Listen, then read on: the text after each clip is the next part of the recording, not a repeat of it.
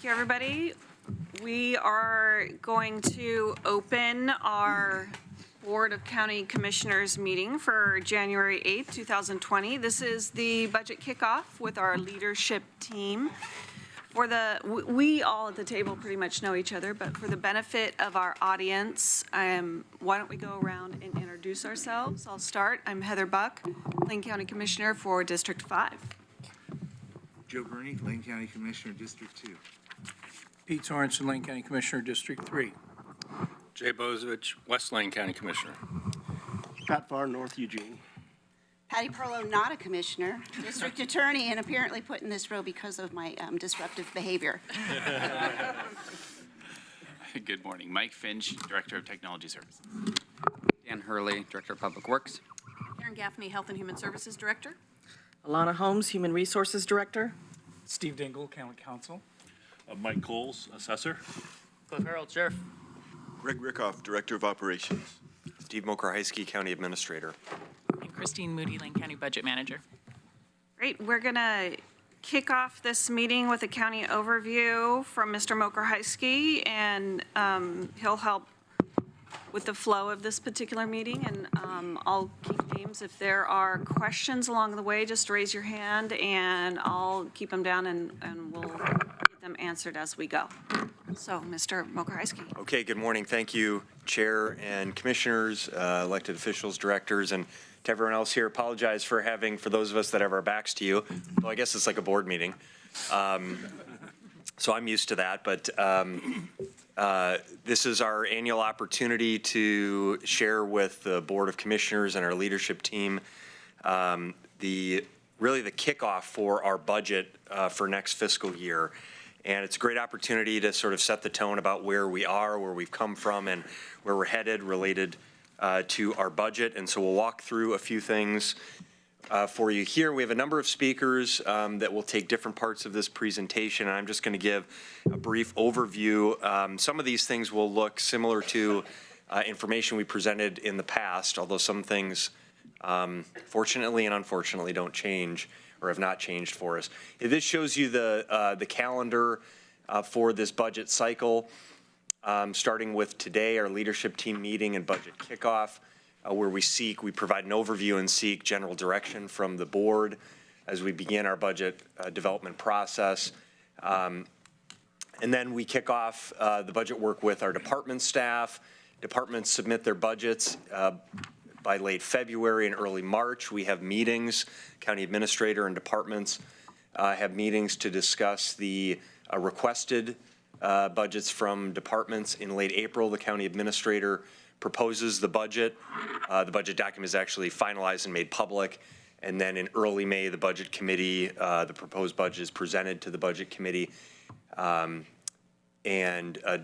Discussions and deliberations by the budget committee continue through early May. By mid-May, the budget committee approves the budget.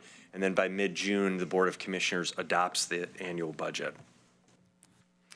So these, you've seen much of this, but just a recap of some of the high-level pieces.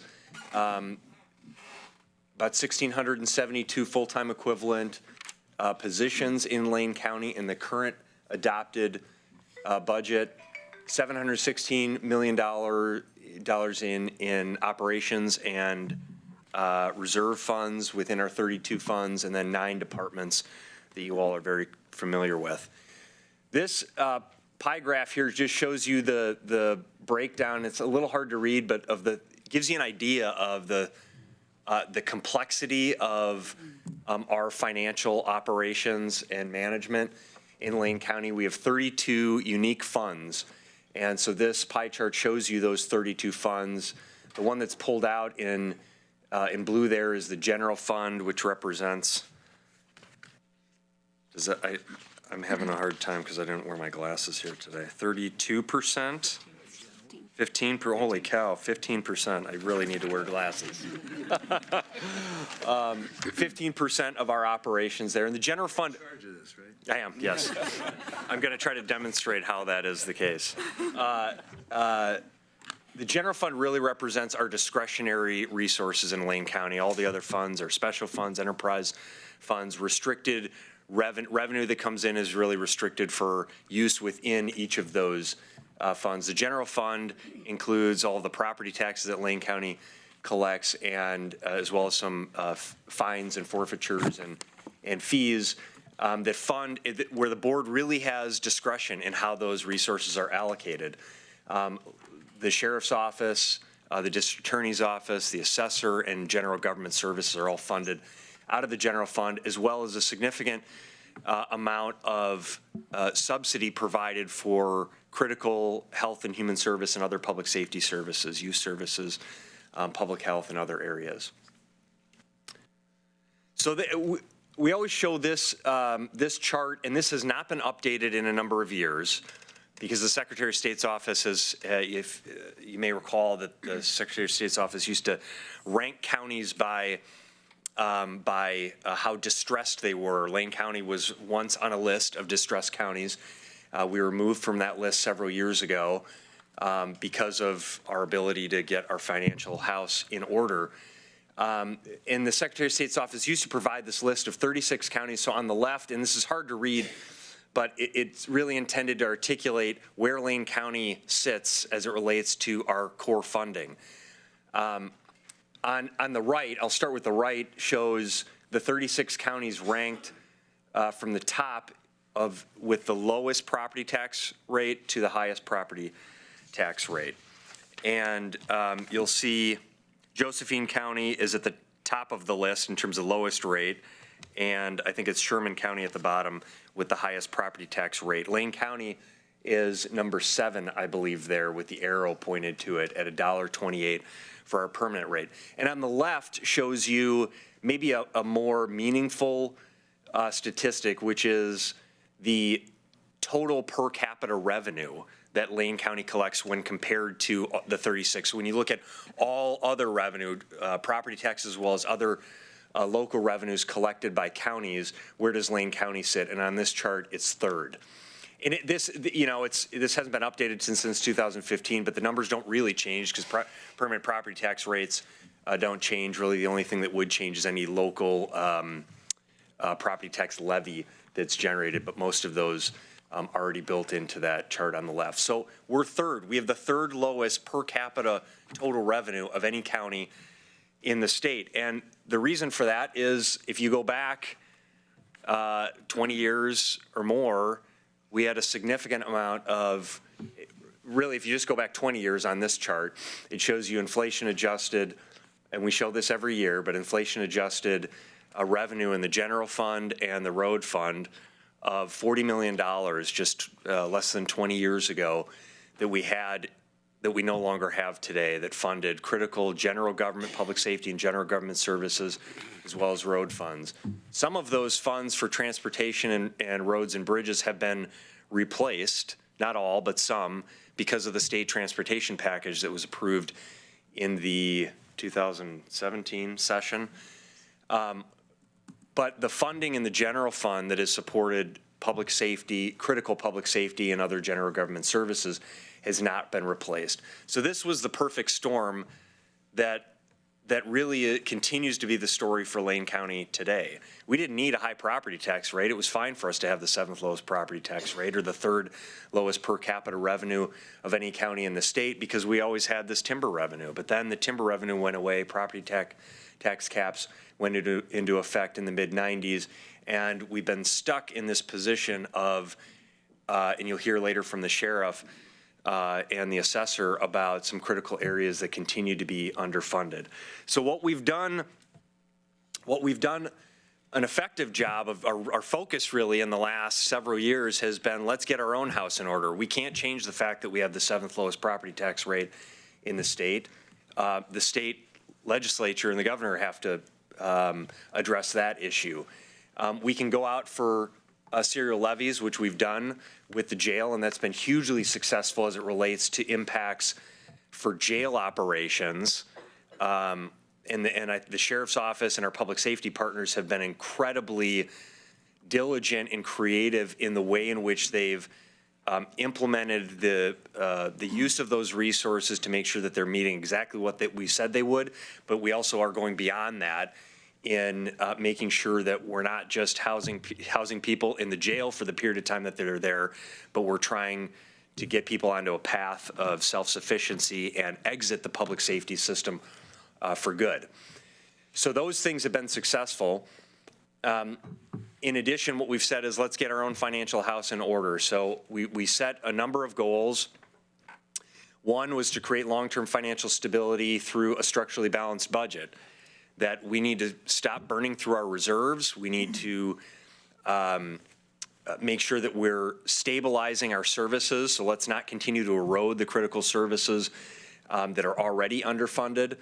And we've done that now for the third year in a row with a structurally balanced budget. It has come with a lot of sacrifice, a lot of hard work, and our goal at this stage is to continue that structurally balanced budget. All of our funds, all 32 funds, meet or exceed the board's reserve policies. And we want to continue that as well, so that when the inevitable uncertainties of conditions around us that we don't control change, we have the ability to weather those storms. And, you know, we talk a lot about this Moody's upgrade. We've had 2 upgrades, and you know, maybe that's annoying. Sometimes I get annoyed of bringing that up. Why is this important? I think oftentimes the general public could say this. Who cares if you? It's really a reflection of all of those things that we've done. So that's why we talk about this. It's a stamp of approval.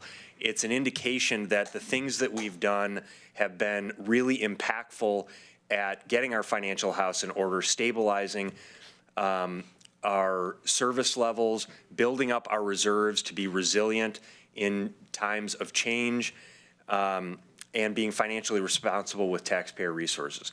Secondly, we've said let's focus limited resources on repairing critical services. So while the sheriff will share with you later about how we continue to be underfunded in a number of areas, and a lot of our core services need more resources, we've made targeted investments in the district attorney's office because this DA has said, you know, she's going to do the job that she was elected to do and deal with the crimes that have been committed and the charges and file charges where there's evidence to do that. That has had a significant impact on the role of public safety and the impact of creating a safer community. It's also had a big impact on our ability to generate additional revenue for supervision of offenders through State Community Corrections Act funding.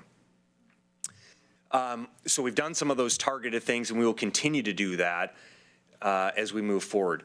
Stabilizing public safety through those, as I mentioned, with targeted investments, and then reducing expenses within our control. A lot of our focus has been, let's look at the things, you know, we spend $25 million a year in health insurance for our employees.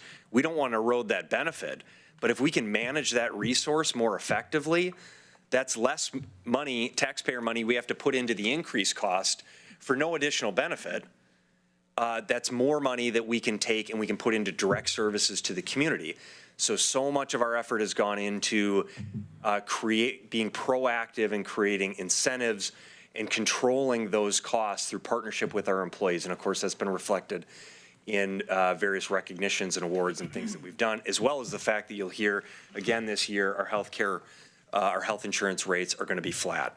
So I think we're going on 4 or 5 years of relative flat. We dropped $2 million in costs there on health insurance costs initially when we moved to a self-funded plan, and we've kept our rates flat, where in the market they're growing anywhere from 10 to 20%.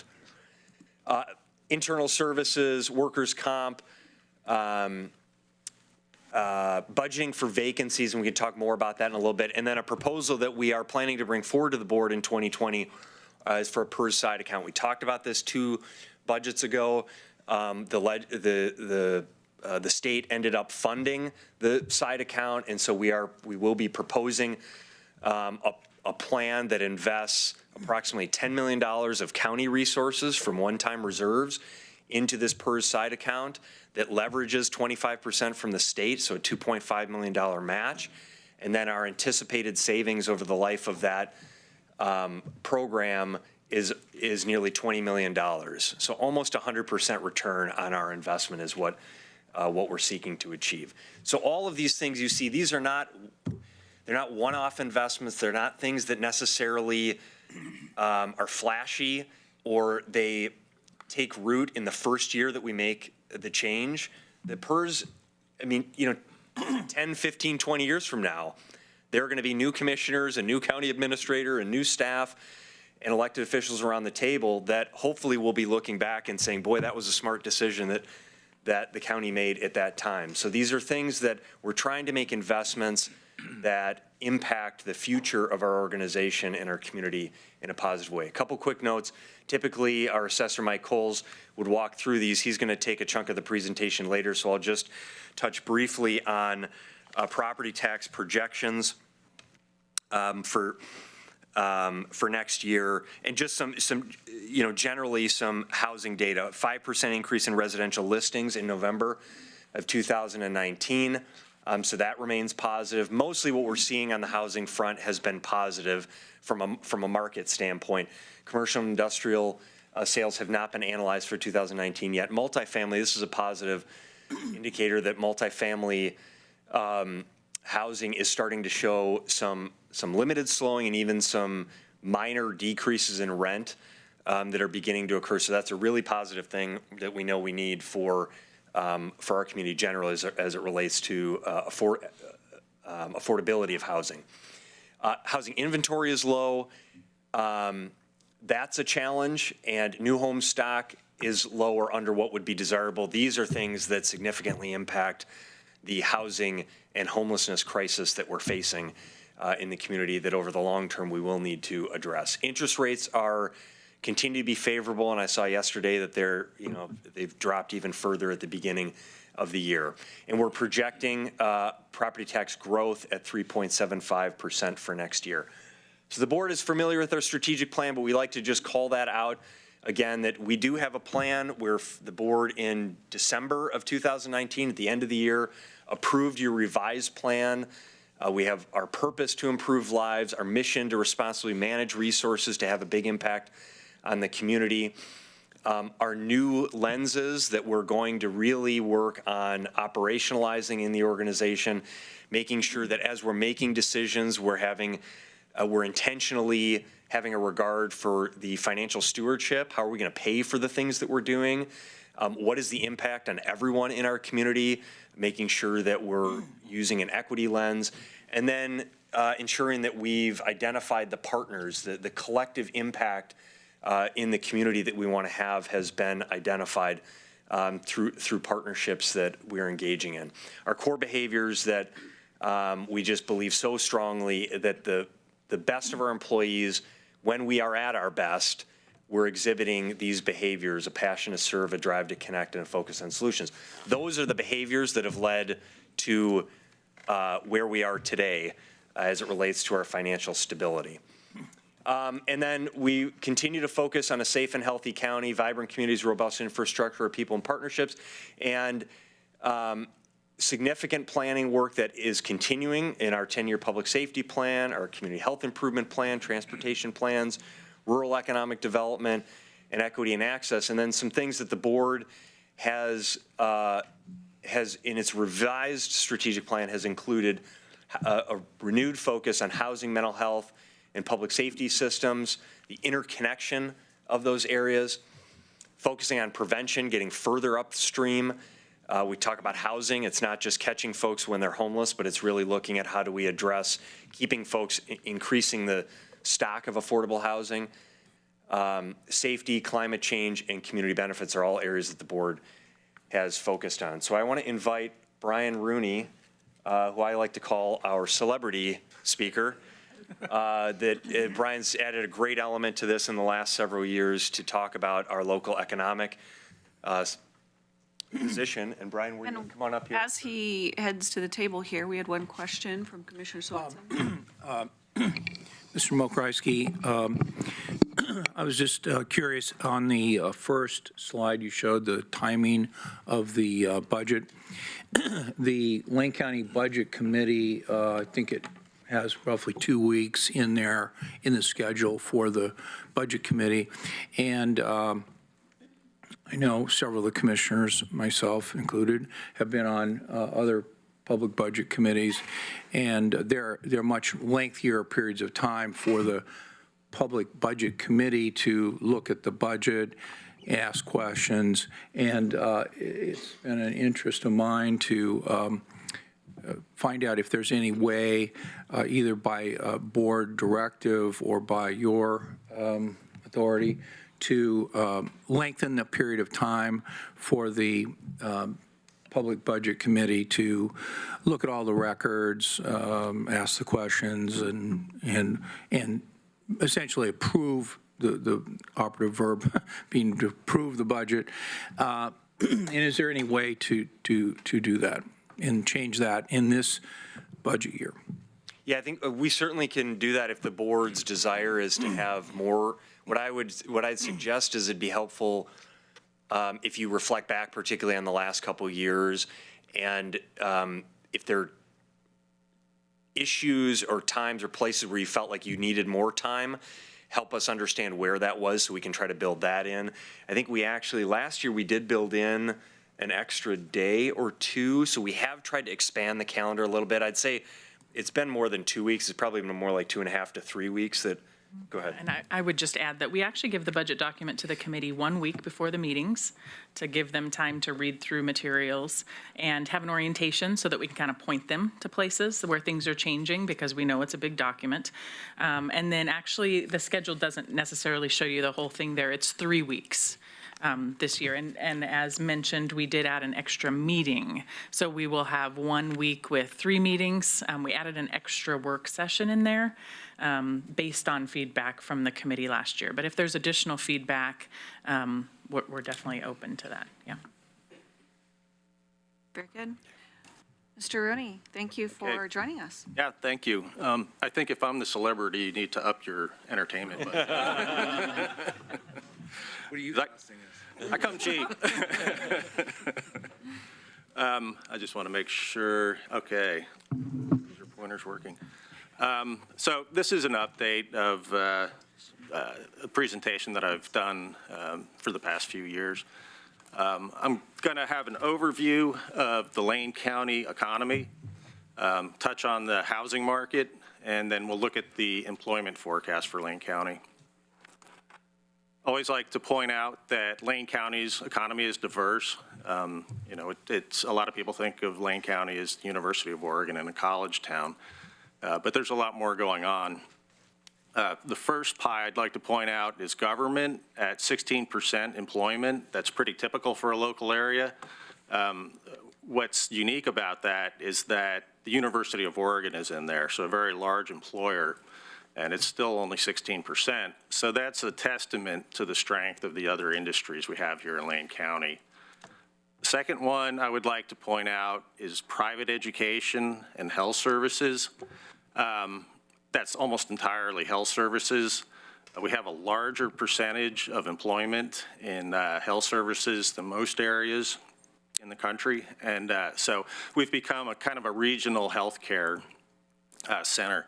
With the Peace Health, Riverbend Hospital, Mackenzie Willamette, and also Peace Harbor down in Florence. And finally, we have 9% of our employment in manufacturing, and that's an above average percentage compared to the state and the country as a whole. So we've had large losses in manufacturing, but we still have a larger percentage of employment in manufacturing. Employment trends, Lane County was hit harder during the recession than the state. We lost 11.4% of our jobs during the Great Recession compared to 8.5% statewide. The lost jobs were gained back in January of 2017. Lane County is now 6,600 jobs, or 4.2% above the previous peak. If we dissect the recession and the recovery up to this point, and it's been a very long-term recovery, the big thing that stands out for Lane County is we lost 40% of our manufacturing jobs in a couple of years. About half of that was the RV industry leaving, and then also Hynix left during that time period. The rest of the loss was mostly in durable goods, wood products, machinery manufacturing. The one manufacturing industry that did well through the recession, or at least didn't lose so many jobs, was food and beverage manufacturing. Food is a necessity, doesn't usually get hit very hard during the recession. And also, the craft beer industry was kind of coming along during the recession. So that was helpful. We've gained back about 28% of the manufacturing jobs that we lost. So it's been a very long, slow increase for manufacturing. And in fact, we're kind of tailing off at this point. So that equates to about, I believe that's 2,300 jobs that we've gained back out of the 8,100 in manufacturing. So manufacturing has been kind of a drag on the economy coming out of the recession. This is over the year for October by industry, employment growth and decline. First thing, overall employment growth has been slowing. You can see here in 2016, 2.8%, 2018 down to 1.4%, and as of October, we were down to 0.5%. So on a monthly basis, over the year employment has been around 0.5% to 1% growth over the year. So a definite slowing, and most of that slowing is because of the tight labor market. Employers are having a hard time finding employees. It takes them longer to hire a person when they need one, and therefore employment is slowing. We might be seeing some decline in demand for employment also. Statewide, the vacancy survey between the fall of 2018 and the fall of 2019 was down. Openings were down 15%. So we may be seeing a slowing on the demand side also. When we look at the industries, construction, whoops-a-daisy. When we look at the industries, construction is down. Construction had been very strong. It's slowed down to 100 jobs over the year. Retail is doing surprisingly well at 400 over the year. Internet sales had really cut into brick and mortar retail, and that's mostly what that is. But home improvement stores and general department stores have kind of kicked in over the past year. Transportation is adding jobs. Those internet sales put a lot of demand for transportation jobs. Information is kind of interesting. That's where software publishing is. The layoffs at Symantec have slowed, and we have several small and expanding high-tech firms that are in information that have helped kind of counterbalance those layoffs at Symantec. And I think the tech sector has finally turned the corner and has been adding jobs recently. Business and professional services was kind of a surprise. If we look closer, a lot of that loss over the year is at temporary firms, and it's likely that they're experiencing the same thing as other employers. They're just having a hard time finding more people with this tight labor market. Again, private education and health services, it's really been carrying over the year employment growth. And as I said before, that's almost entirely health services. Health services has been strong for the past couple of decades. Government down 300. That's mostly local education. Actually, the University of Oregon, Lane Community College, and the local school districts are all included in local education now. So what we're seeing there, first of all, the community college is kind of a counter-cyclical industry. They do well during recessions and not so well during recovery. So we have this long-term recovery, and there's a little less demand for the community college. And also, University of Oregon has slowed or hasn't been adding much employment, and it's actually a little bit down over the year. And also, the local school districts aren't growing. So we would, yes? Commissioner Burney had a question on this? On that slide, yeah. Thank you. So public education is included in government. Yes. What private education is included in education and health services?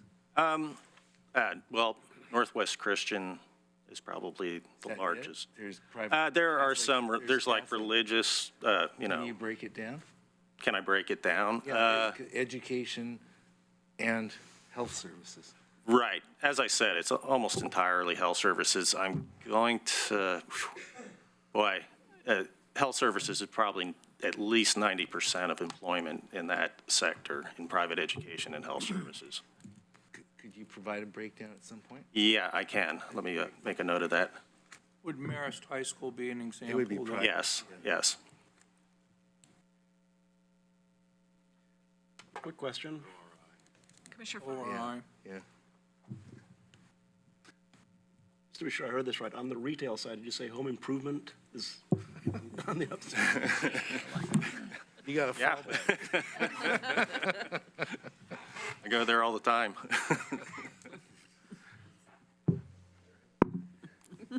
Okay, so unemployment rates. We can see here that we've been at or near record low unemployment rates for the past 2.5 years. So this is, it's created a tight labor market. And there are two factors there. We've had employment growth for an extended period of time, nationally since 2010, in the local area since 2012. But also, retirements cause the unemployment rate to go down. When somebody retires, it creates an opening without creating an unemployed person. So, there's more opportunity there created by people retiring. And so unemployed people can get employed. So that combination has driven down the unemployment rate and made for a very tight labor market. Also contributing to the tight labor market is relatively low population growth. Population growth has been slowing, so we're not getting workers coming in. In my experience, that's kind of a, if you build it, they will come kind of thing. If you have a company who comes to the area or is expanding in the area and they have good jobs, people will come from other areas. But it's getting to be pretty slim pickings out there almost everywhere in the country. That's with workforce participation actually increasing. Workforce participation is ticked up, but those retirements help bring it down also. U6 has dropped. I'm sorry? U6 has dropped. Yes, yes. Yeah, all measures of labor underutilization have dropped. GDP growth, I like to put this up there because it's a relatively new statistic, and I always wish that the Commerce Department would have done this. So here it is. Lane County GDP growth was 2.6% in 2018. That's about the same as it was in 2017. Oregon at 3.8% is one of the faster growing states in the country, and the U.S. overall was 2.8%. So we're pretty much up there with the overall U.S. GDP growth rate. And GDP, gross domestic product, is the value of all goods and services produced in a geographic area. Lane County GDP growth was led by financial activities. In a lot of small areas, real estate, if real estate is profitable, it adds a lot to GDP. We saw the growth in health services. And for 2018, manufacturing added to the GDP growth, which is kind of unique compared to the past few years. We saw the losses in manufacturing that we've seen recently, so I wouldn't expect it to add very much to GDP in 2019. Question, Commissioner Bernie? Clarification for me, because I'm honestly not sure. It's been 40 years, and it was called GNP the last time I studied. Right. Does gross domestic product count transactions for used goods? Yes, yes. So if I have a 78 Chevy and I sell it for $1,000, that's calculated in GDP? Yes. Thank you. Yeah, it's a measure of all the value of all goods and services produced, so it includes sales. Well, if it was just produced, it wouldn't count that, because that would have been produced in 78. I thought it was produced and transacted. Right, it would have been counted twice. Each time it's sold, it's counted. Okay, thank you. Okay, the housing market. This graph, I think I've simplified this, actually. It's a little complicated. So what we have here are three bars for each year. The blue one is the annual growth in median household income. The orange one is the percentage increase over the year to buy a house. And the gray one is the percentage increase over the year in rent. And this is the average for the year compared to the average to the previous year. And the bottom line here is that back here in 2014, 2016, 2015, 2016, housing cost inflation far outpaced the increase in median household income. Created a real crunch.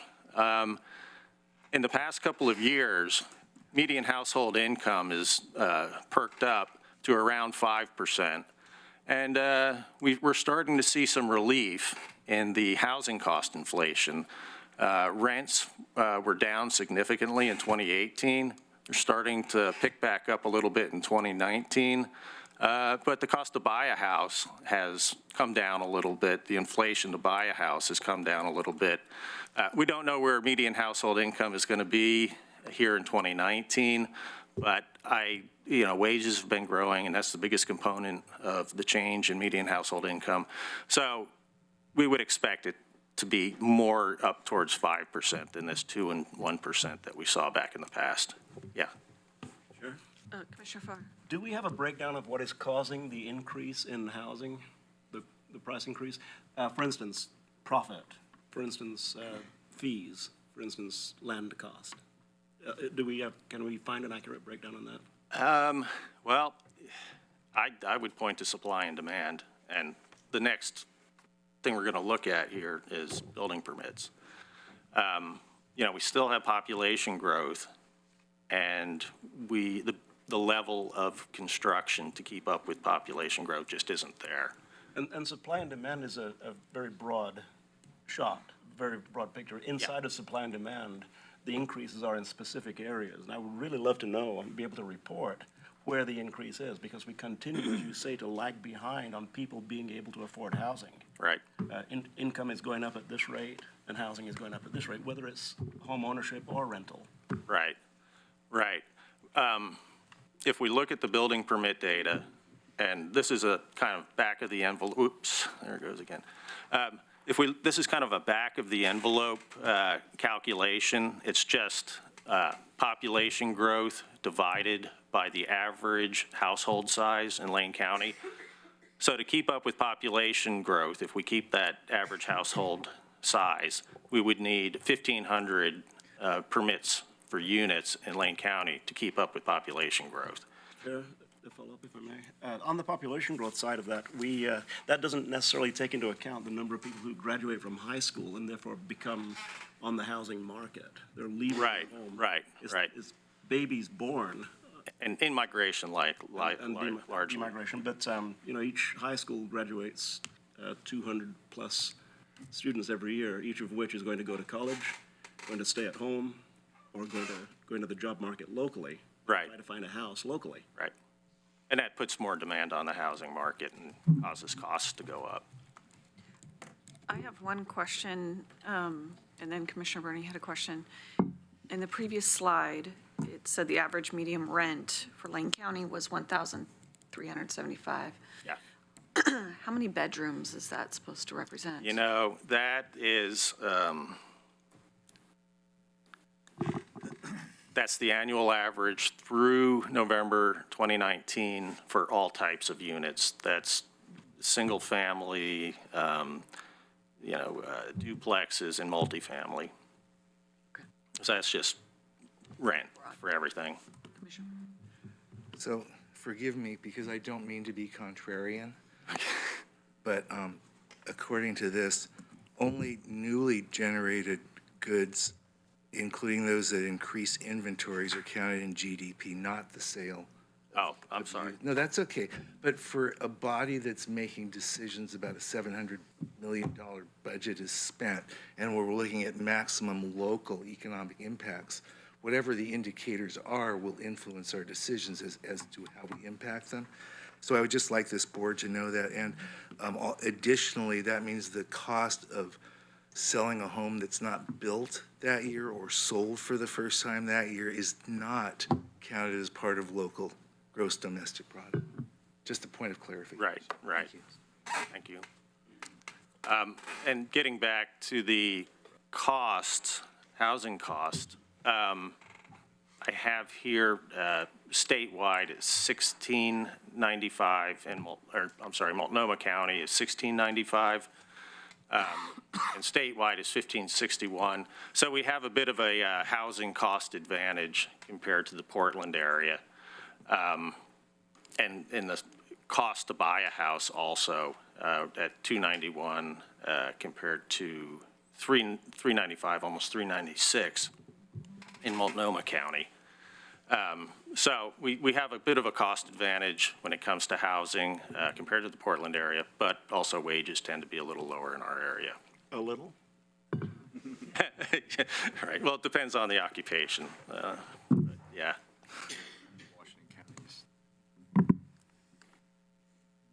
Okay, here are the employment forecasts. We do this every 2 years, and last year's, the last one we did was 2017 to 2027. The first thing is, as we come out of the recession, the percentage growth over the 10-year period has slowed. So, you know, it kind of makes sense. As you come out of a recession, there's more room to grow. As you go into the recovery, labor markets tighten, you kind of meet demand, and overall growth slows. So this is the forecast is for 11%, 1.1% over the annualized, 11% over the 10-year period. If we look at the industries, healthcare is expected to continue to grow. It's an aging and growing population, and demand for health services continues to grow. Professional and business services, it's a large, varied industry with average growth, so it adds a lot of jobs. Leisure and hospitality is expected to add a lot of jobs. You know, we have kind of those high-profile track and field events coming to Lane County. And also, leisure and hospitality benefits from people retiring. If you retire and you have the money, you travel more, you eat out more, so that benefits leisure and hospitality. Transportation is expected to have good demand, largely from internet sales, but also just growth in the economy, trucking and rail. Construction had been growing very rapidly, and a big chunk of that has actually happened in the first couple of years of the forecast. In manufacturing, there were some things going on when the forecast was made. Food products, there were a couple of expansions expected. Arcimoto was starting.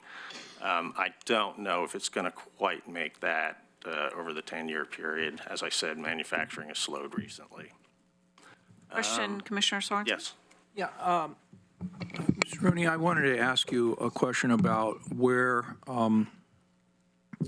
this data is counted when people are commuting, either driving, something like 1,500 people drive daily to Portland to work, maybe 2,000 people drive to Salem, a few drive from Salem to Eugene.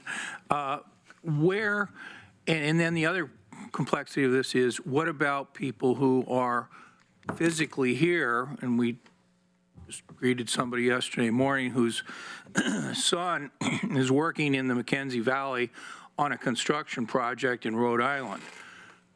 If he gets paid in Rhode Island, does it count in Rhode Island, even though he's doing the work in the Mackenzie? And what about these people that live in Eugene and Springfield and they're driving to Portland and Salem? Are they in our data, or are they in the Salem and Portland data? And what about the Rhode Island people? Right. Do they get credit for him being the Mackenzie Valley and doing whatever you do to manage a construction project 3,000 miles away? Construction's a little unique, and I'll get to that. This is payroll data, so basically where you're getting paid out of.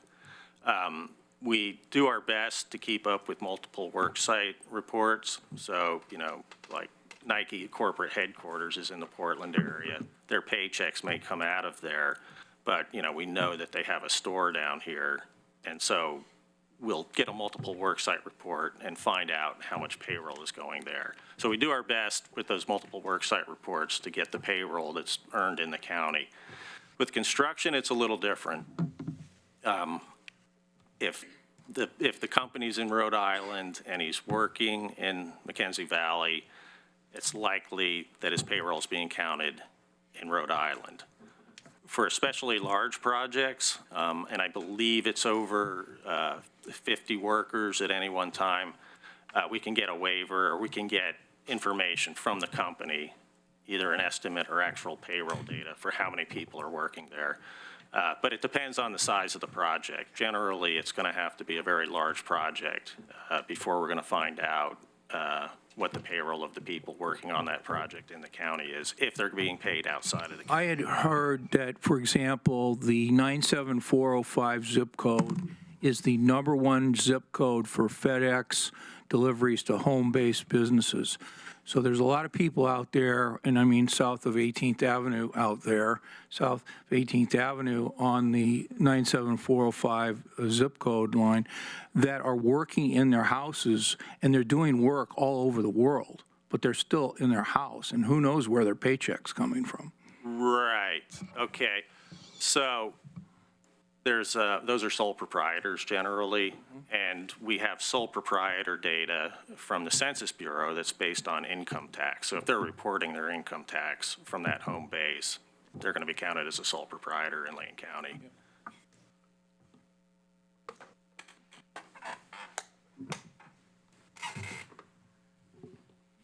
Okay, so this is job openings over the 10-year period. So the blue bar here is the growth bars from the previous graph. The green are replacement openings due to exits. So this is when somebody leaves the labor force. That's largely retirements. And then the yellow bars here are openings due to transfers, and that's when somebody stays in the labor force and changes an occupation, largely through advancement. So retirements can create openings in a couple of ways. First, they leave the labor force, create an opening, and then when that opening's filled, there's usually another opening. And so there's a line of people that can move up. The bottom line here is that there are a lot of openings coming in the future because of these retirements and because of employment growth. But the bottom line here is that there's a lot of opportunity coming in the future, but you have to have the right education and training. May I ask a question? Yeah.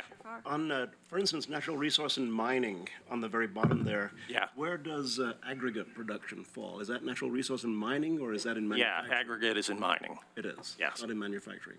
Right. Okay. Yes. I apologize. Back to a previous slide.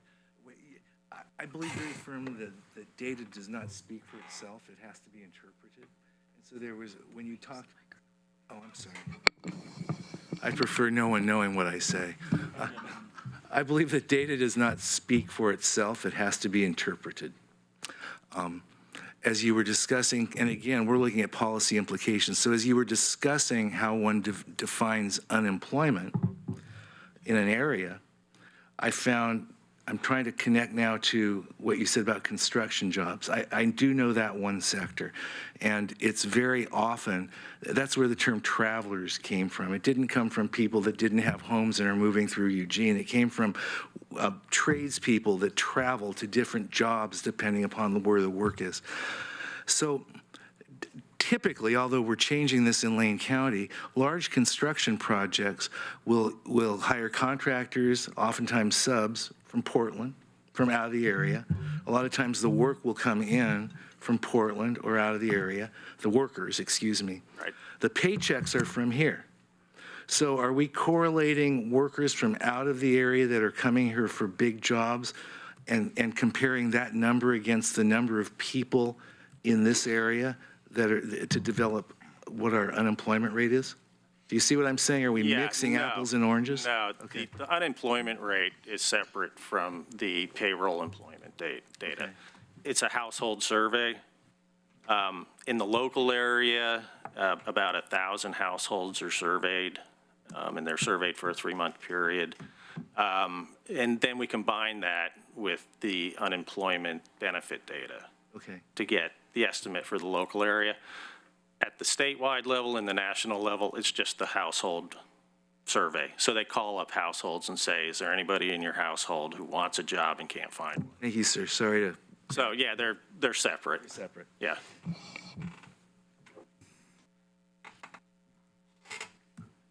Okay, so what we know is going to happen is mostly positive. Construction began on 5th Street Market, and that's ongoing, and that's creating some jobs, also some residential space, commercial space, and a hotel. Norton LifeLock in Springfield is expected to lay off 46 people. So, you know, we're seeing those layoffs at Symantec slow down. They don't have, they're slowing. And it's been kind of a drag on the employment numbers for the past couple of years, just that steady stream of layoffs that we've seen there.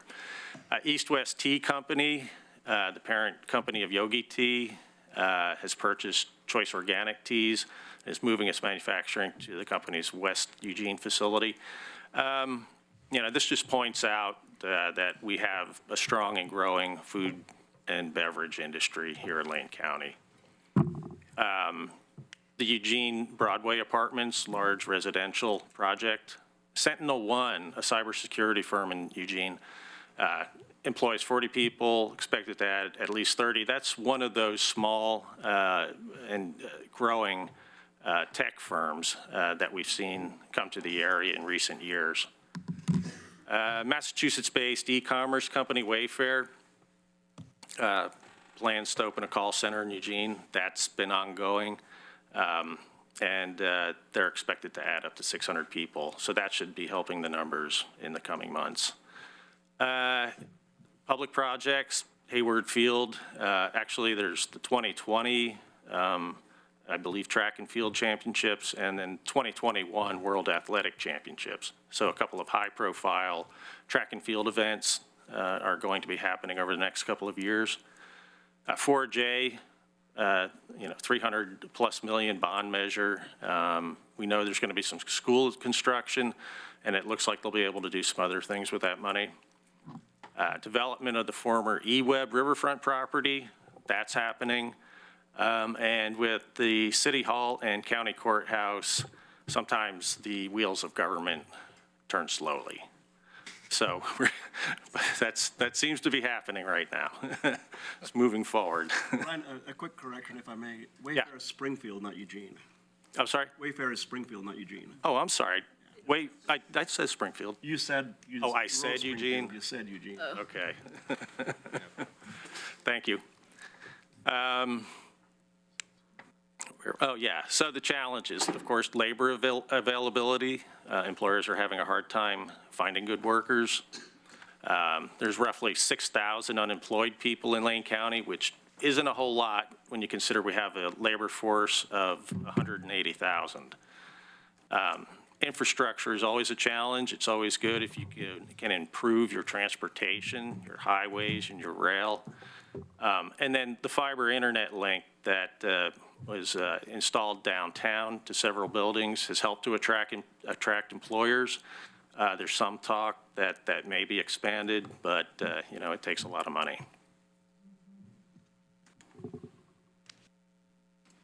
So this is kind of the broad macro look at what we're looking at in the near future.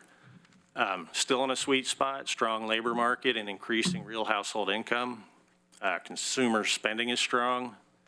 Actually, consumer spending has been supporting GDP growth nationally. At near full employment, slower, more sustainable growth rates are expected. We've been seeing that over the past several months. The risks, business investment has been weak, both in the state and nationally, which is kind of surprising because we have very low interest rates. You know, we had a tax cut a couple of years ago that went largely to corporations. So it's a little surprising that business investment is weak. Some of the other risks, you know, trade war, we're putting tariffs on a lot of different countries, or at least threatening. Slowing global growth. China has been slowing. Europe is very slow growth economically. And the political climate is uncertain right now. You know, the markets don't like uncertainty.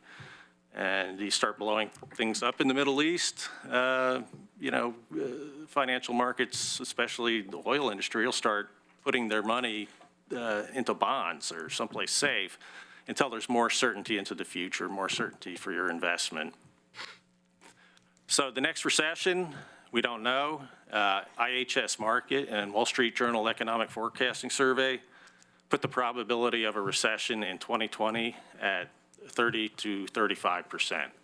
So that probability or likelihood has been growing as time goes by and will continue to grow. But it looks like for the next year, these economic surveys are say that a recession is not probable in 2020. So here's my contact information. Our website, qualityinfo.org, has most of the information I've presented today. This presentation will be out there. I'd like to point out our subscription service also. At the bottom of our homepage, there's a box where you can get into our subscription service. It's free. You'll go in and you'll select the data in the publications that you're interested in, and they'll be sent to your email on the day that they're published. So it's probably the best way to get our data. And Thank you very much. questions or? Any final? Yep. If this has already been done, I apologize, but could I request that we receive a copy of this presentation, this PowerPoint? Yeah, sure. That'd be great. Thank you. Okay, Chair, we have Alex Kyler is going to come on up and do a brief overview of state legislative matters.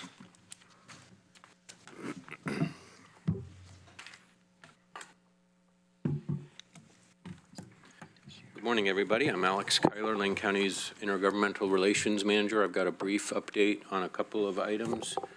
Christine, can you advance that? The clicker's right there. Oh, true.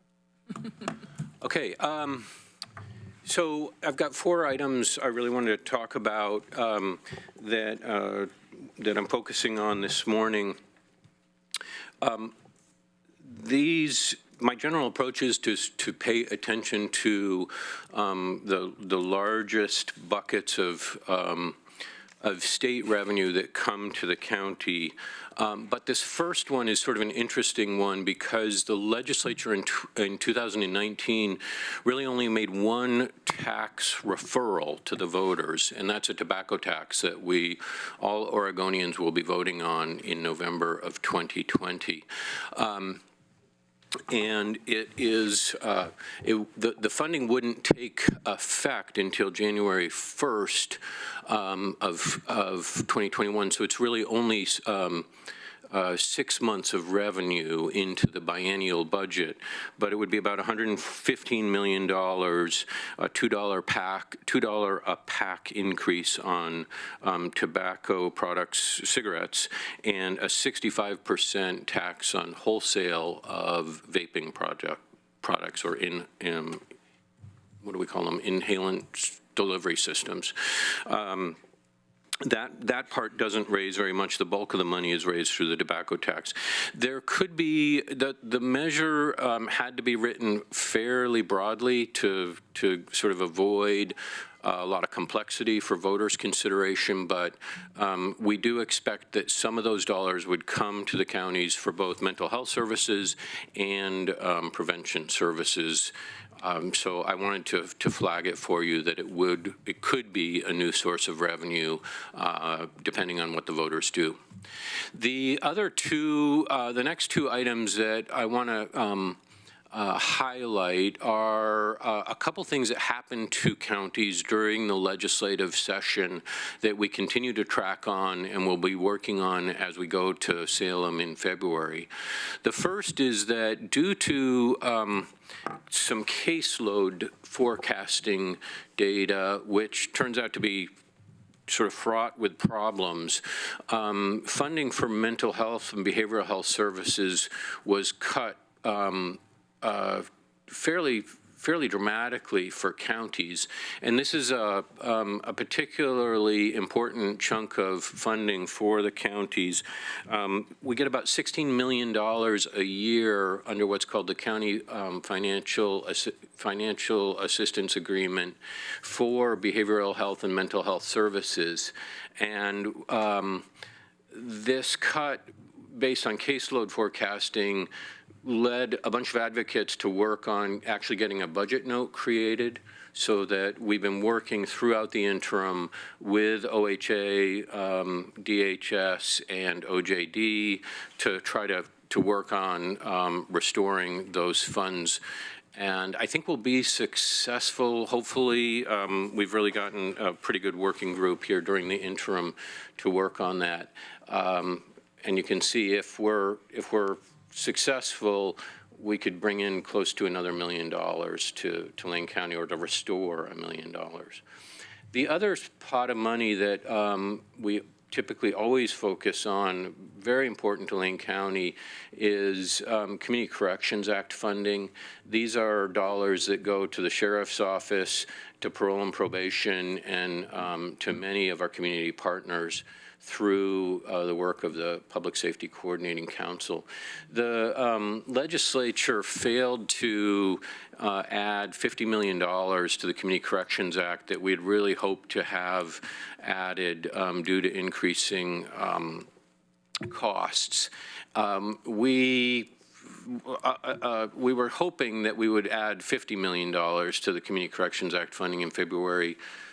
At the moment, it looks like 25 million may be the more realistic amount, but that's a big pot of money as well. $30 million or so over the biennium that comes to Lane County from that pot. So pretty important chunk of change for us. And then the final item that I think is important for the Budget Committee to be aware of is that the Consolidated Budget Act of 2020, which was signed after a lot of negotiations just before Christmas, did include funding for secure rural schools.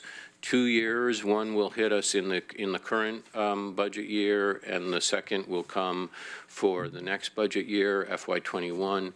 There is, as has been very typical since 2008, a 5% annual decrease in that funding. And so if you go back to the slide that Administrator Mokrajewski showed at the beginning that shows sort of our timber revenue and SRS history, we're getting a 5% reduction from already a fairly small amount of money. And so while this is a great opportunity for us to take advantage of some one-time dollar amount, and SRS still is slightly above harvest, it is definitely these, annual decreases since 2008. You can only do that for so long before the pot just disappears. So I'm happy to answer any questions about these items. And I think I'll wrap it up with that. Any questions? Thank you, Mr. Kyler. Okay, next we have Mary Miller. Invite Mary Miller, our Benefits and Wellness Manager, up to talk about our health and wellness efforts. Can I have a stand up? For health and Right? All rise. There she goes. She's like, everybody stand up. We'll take a stretch break. That's right. This is our, in lieu of a break. Oh. we have enough time This for was a real coffee? thing. Thank you, Mary. Go. Patty. It does feel good, actually. Yes, it does. All right. Everybody just breathe. Better now. All right, good morning. Patty clearly has a future in health and wellness. Patty does, yeah, yeah.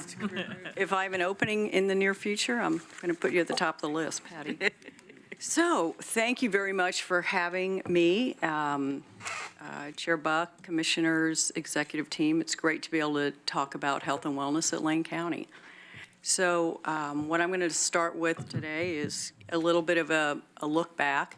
We've taken Lane County's taken very big steps towards workforce wellness and organizational health, and you can see the steps that we've climbed. Where we started, I joined the county in 2014, and since then, at that time, the county had already been working on wellness activities and had a Live Well, Live Lane committee and some other great efforts going on. The county did move to self-insured in 2015, and as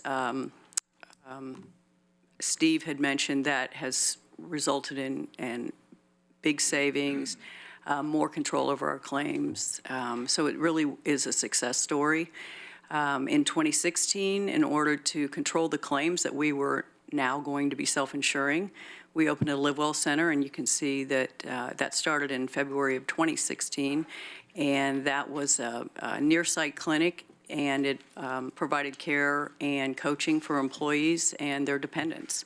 So moving up the next step, you can see in 2017 to 2019, the county was recognized as the third healthiest large employer in Oregon. And kind of echoing what Steve said earlier, you know, sometimes people get tired of hearing about that, but what that is a reflection of all the work that's been done. It's a great dashboard for us. It's also a great roadmap. And then moving up the steps, the Live Well Center is, you know, lots of engaged employees, but one of the targeted issues that we saw was mental health. And so a behavioral health counselor was added to the Live Well Center in 2018, and that employee is, or that person is at capacity. And so in response to that, we did add an additional 4 hours to her workload, and she's out doing ride-along. She's working with our first responders, our public safety folks. Something else that we received recognition for was the healthiest 100 workplaces. And again, it's a roadmap. It's also, you know, recognition for all the work that we've done. So before I jump into what's next, I wanted to talk about, you know, the workforce has taken some very big steps as well to live well and to help their families live well too. And just some of the stats up here, and I'm going to give you even more, but you can see that 60% of employees are engaged in improving. And you saw the FTE count earlier in a slide. So if, you know, right now we have about 1,594 employees that are on the health plan. So if you figure 60% of that, those folks are engaged, that's 900 employees. A challenge that I'll talk about in a minute will be getting the other 40% engaged. So, but they're not only engaged, but they're improving. And 45% of the spouses are engaged. 35% of them are improving. And as you probably know, spouses tend to have the higher claims on a health plan than an employee. And so that's a really important group to reach out to. We also have 10% of the kids are engaged. Employees, children age 2 and up are eligible for the Live Well Center if they're also on the health plan. So we've got lots of kids that are actually benefiting from the Live Well Center as well. The most recent employee or user survey, I guess you could say, for the Live Well Center, 100% satisfaction. And I want to, you know, give a lot of credit to the clinic director, Eva Schmidt. She has really connected with our different groups. We've got folks that are going to her directly to bring on-site mindfulness training. Again, as I mentioned, ride-alongs, that'll be happening with the parole and probation team and sheriff's office. And so just year to date in the savings in, through claims that were handled through the LiveWell Center versus through a provider in the community is saved the company or the county $2 million in claims. So that's a pretty decent ROI, I think. But I did want to mention a couple other things that that people are doing to improve their lives. And we've got them, as I said, they're going for health coaching. They're also, we had a financial wellness munch and learn this past year, and we had 100 employees RSVP for that and learned about retirement and savings and just what's available in the community for budgeting and getting out of debt and paying for school. We had hundreds of employees get their annual flu shots. We've done, we have gym memberships for all employees, and they've been doing strength and aerobic training through that to keep themselves fit for work and for play. We've also had a lot of mindfulness practice in the public safety, meaning parole and probation, sheriff's office. We've got employees now that are making more informed medical and dental plan choices with Alex. That is the interactive benefits advisor that we rolled out at open enrollment this year. And we have seen that people are more aware of what the plans are and which one best fits the needs for themselves and their family. So that's been a great rollout with that program. Another thing that you'll see on the steps is not only in 2018-19 did we add a behavioral health counselor, but we also, the board and the executive team added our people and partnerships as one of the strategic priorities, and that has translated into many projects across the county that would assist with career development, that has stay interviews. We've rebranded new hire orientation. There's just been so many things to improve the work, in addition to improving the lives. So I wanted to call that out in the last step before I get into what lies ahead. And we continue to look forward to improving the work and improving the lives. And some of the things that lie ahead, and these are big steps. We are wanting to look at putting a physical therapist in the LiveWell Center. That is one of the most prevalent causes of employees on disability. It's 20% of our disability claims are related to musculoskeletal. So we want to target that, and we know as people age and as people are active that they're going to get some some injuries or some strains that they could benefit from physical therapy on site at the LiveWell Center. We also want to continue to control the prescription and the network costs. As you know, you can't see a headline without seeing the rising cost of prescriptions, and that's, the county's cost is between $3 and $4 million a year, and the county is paying for that. So we want to make sure that we are getting the best prices. Also, our networks, we want to make sure we have the best providers available out in Lane County. We also want to increase engagement, and that's not only just in the LiveWell Center. As I said, we have 60% of employees are engaged in improving. I'd love to see that at 100%, but there's other ways of engaging employees. And so I think we're doing that with our ERGs. We're doing that with inclusive leadership. We're doing that by getting employees to do the emerging leaders, to do internships. There's many things going on in the county right now to improve engagement, and really that'll also improve work. The family-friendly workplace is taken front and center. Paid family leave in Oregon is coming. We will be greatly expanding paid leave for employees. Currently, we have a very rich TM program where employees can take time off if they need it and get paid for it. We also have short-term disability, which we had nearly 300 claims just in the past year under that. Paid family leave in Oregon is going to extend that to anyone that's off of work for a week, and it can be for things that wouldn't normally come under the disability or under short-term disability. And we project at this point that's going to add about another 500 claims to what the team is handling right now to make sure employees are getting paid to take care of the family or themselves. Other family-friendly workplace, we're working on infants in the workplace. I think that's come out of the H&HS team, but we've got HR staff working on, finding out how that could happen. So you may hear the cries and coos of infants before too long. We've the cries and coos.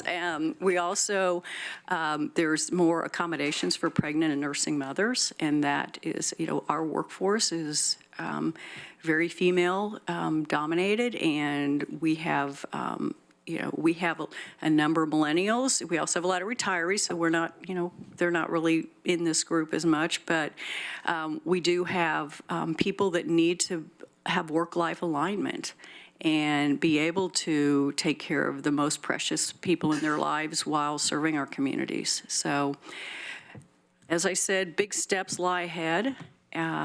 We've got a team, HR team that's very committed to being there for employees and for managing our resources responsibly.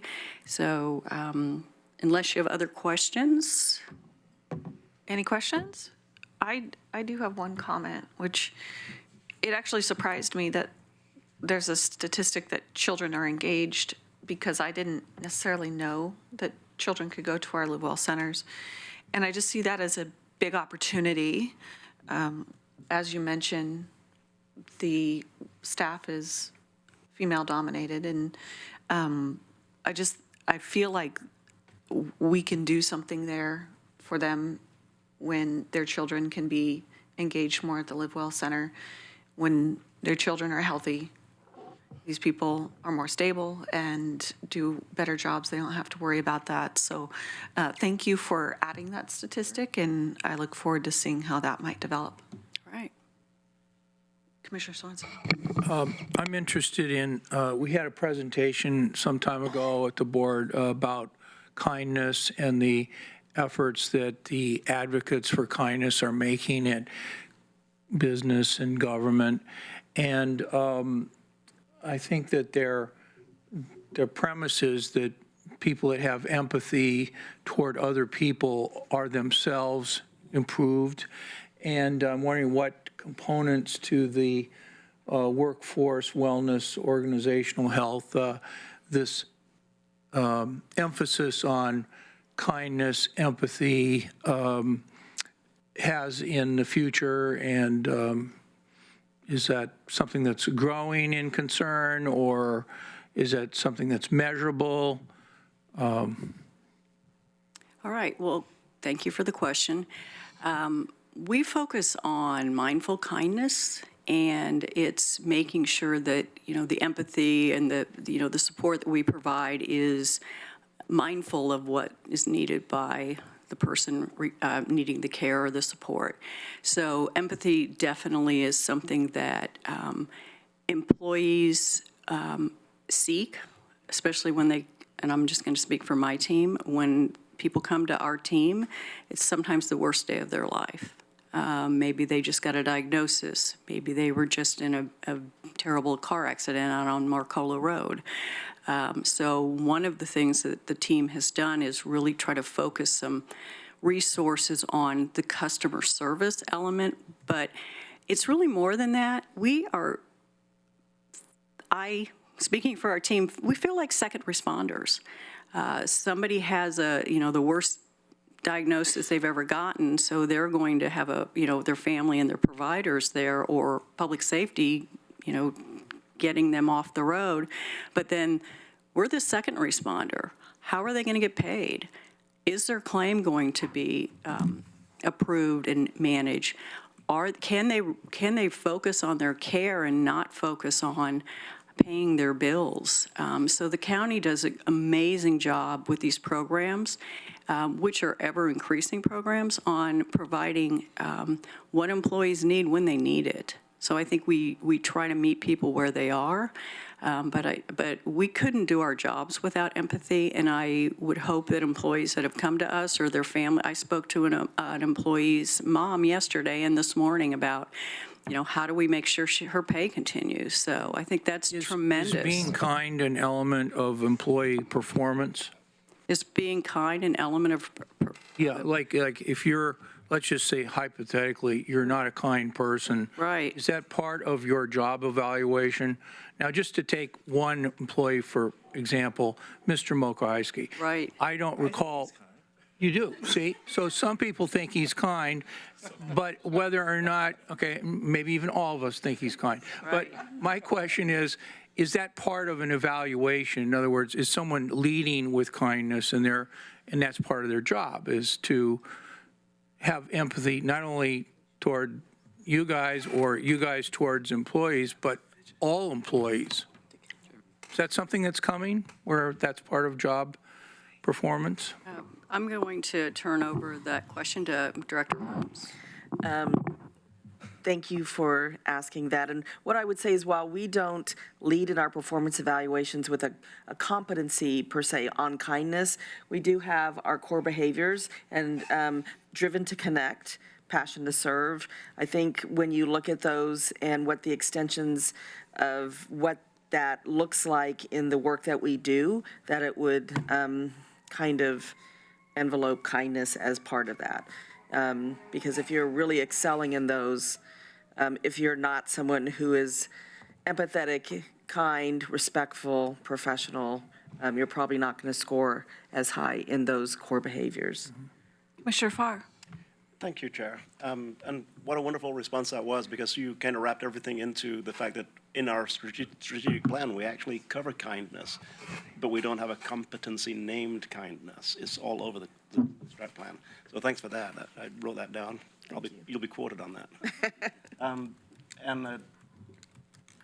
Commissioner Sorensen, I'm glad you had a chance to meet with Bruce Abel yesterday. You mentioned that you had a good conversation. I'm really focused on infants in the workplace a little bit, and you kind of brushed on that a little bit, and we can expect to see more. Yesterday we had an infant in our workplace. It was wonderful, and we all agreed. So you don't need to go into any depth right now, but as far as allowing parents to have their children close by, their non-school age children, even their school age children when school's not in session, close by is such a powerful motivator along so many different lines. Attendance, for instance, and well-being, and focus on the job. Because if you're thinking about, is my kid receiving good care while I'm here doing my job, then you're splitting your attention. So I'm really interested in our future discussion regarding how do we integrate children into the workplace, keeping children close to their parents. And the only other thing is just a quick heads up. I personally encountered the Wellness Center last week, and I gave it a 100% rating. I saved money by going there, and I received absolute first-class speedy treatment. So I think what you're saying is that our employees all have that same experience. So the more people who use it, the more of the type of experience that I had last week we'll have to register. So well done. Once again, it was fast, it was courteous, and I left there feeling healed. Thank you for sharing. I will pass that on to the clinic staff. Thank you, Ms. Miller.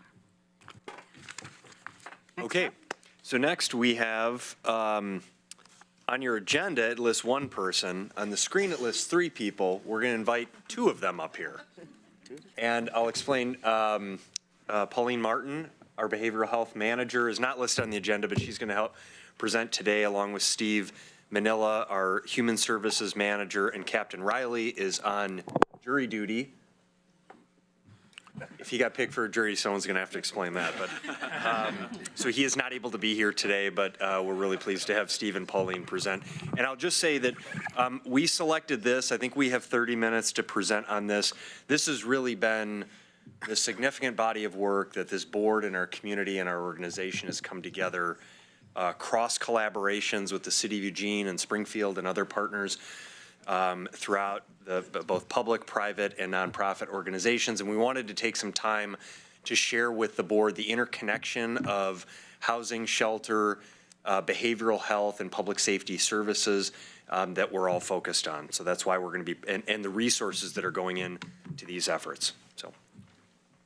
Good morning, management team. Steve Manila from Lane County Health and Human Services, and we're really going to talk today about the intersection, as Steve said, between public safety, human services, and behavioral health. And specifically, we're going to talk a bit about the plight of the folks without housing in our community. And with the last conversation that you just had, I think this is one where everybody involved in this comes to it with some empathy for the folks that are involved, both in working in this system as well as the people who we're trying to serve. So this is a new snapshot that hasn't been presented before. This is a by name list that is developed by our work with Built for Zero, which was sponsored by, we received a sponsorship by Kaiser Permanente to send a team of people to be part of the Built for Zero communities across the country. And this is really a new tool that we have to sort of manage the work that we do around people who are homeless in our community. So you'll see, and I'll go through and explain these bars on the graph. The total homeless population on the by name list is a 90-day snapshot. So there are 3,850 people who have shown for services someplace with one of our public or private nonprofit agencies that are providing housing and services.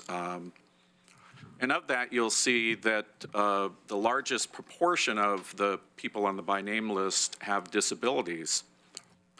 Many of these people have incomes that are below $800 a month. And so that makes it very difficult for them to obtain housing opportunities, as well as this population also has a number of people who need varying levels of services and supports. The chronically homeless population are those that are both disabled and have been homeless for 2 years. So those are 1,470. And then you'll see something that's a little bit new to look at, which is for a 30-day period, the inflow and the outflow. So we had 434 new people present for service during the month of December. And then we had 510 people who no longer required services that are part of that count. Of those, we know that 152 people were housed by our organizations. We can make some assumptions also about the outflow numbers. And as we get into more of the presentation, you'll see that we have a number of different tactics that we use, prevention, diversion, rapid rehousing. I'll get into some of those things, but we do know that there are a number of people each month who become housed, and because of the way the data is kept, we don't track all of those people who are housed. And an example of that would be somebody who might partake in behavioral health services or might partake in a feeding service or something else where we don't require that the providers keep track of whether or not they're housed on a daily basis. Also, we've made a lot of efforts in working with homeless veterans. We currently have 342 on the by name list, and 145 of those are part of that chronically homeless veteran population. So again, I just want to explain that the numbers below the top two bars are really a subset of the top bar.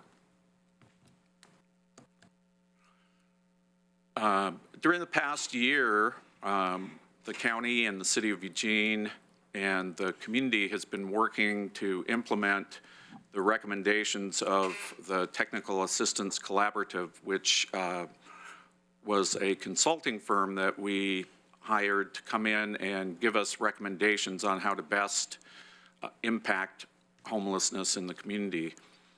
There are 10 recommendations that are part of their package, and we're currently in the process of implementing those. And I'm going to go through some of the things that we're doing towards the implementation.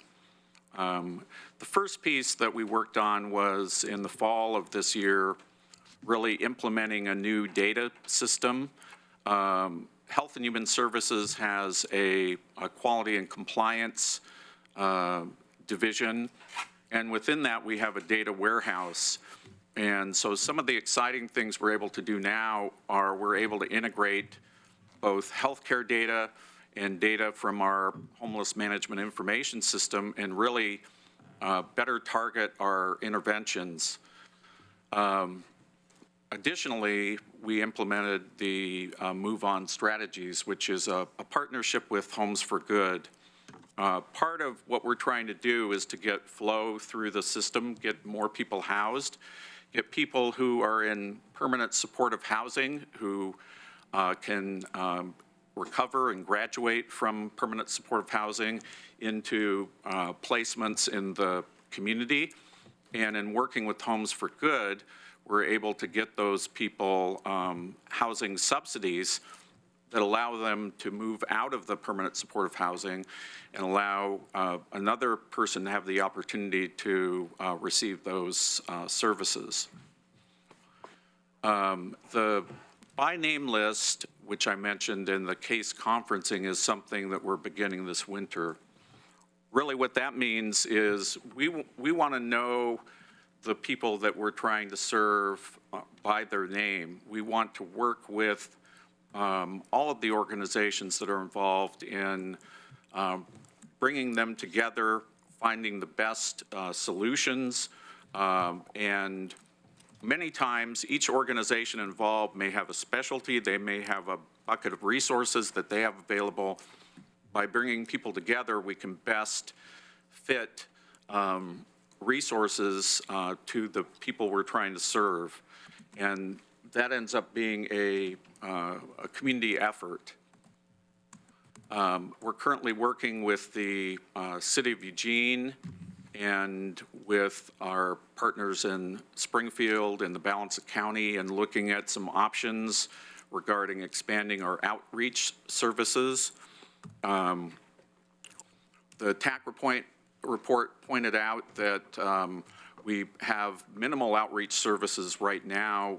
We do know that if we engage people in the community, if we provide some support to them, we can begin to gain their trust. We can get more people into shelter, into housing, into employment programs, and help more people be self-sufficient in the community. We're looking at this next year expanding our diversion and rapid rehousing. They're about between 20 or 30% of the people who show up for services may have an opportunity to work with a diversion specialist who can help them with getting back into housing. Many times that might be figuring out how to mitigate a situation that they're in, how to get them back to the family supports that they have. And we know that if we can do more of that, then that's going to reduce the demand on our shelter and housing systems, and it's going to better serve the people who we're working with. So the big lift for this next year is going to be looking at expanding healthcare and tenancy supports. The Board of Commissioners heard from the executive director of the Eugene Mission earlier this year. And I think when you look at the number of disabled individuals we have and the chronic health care needs that they have, this is an area that we can make a significant impact in improving their lives.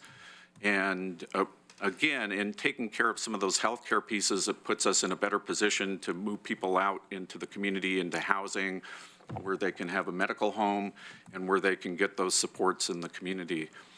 The last piece is really the workforce piece around all this work we do. We rely heavily on the nonprofit agencies in the community to provide a lot of the services to folks.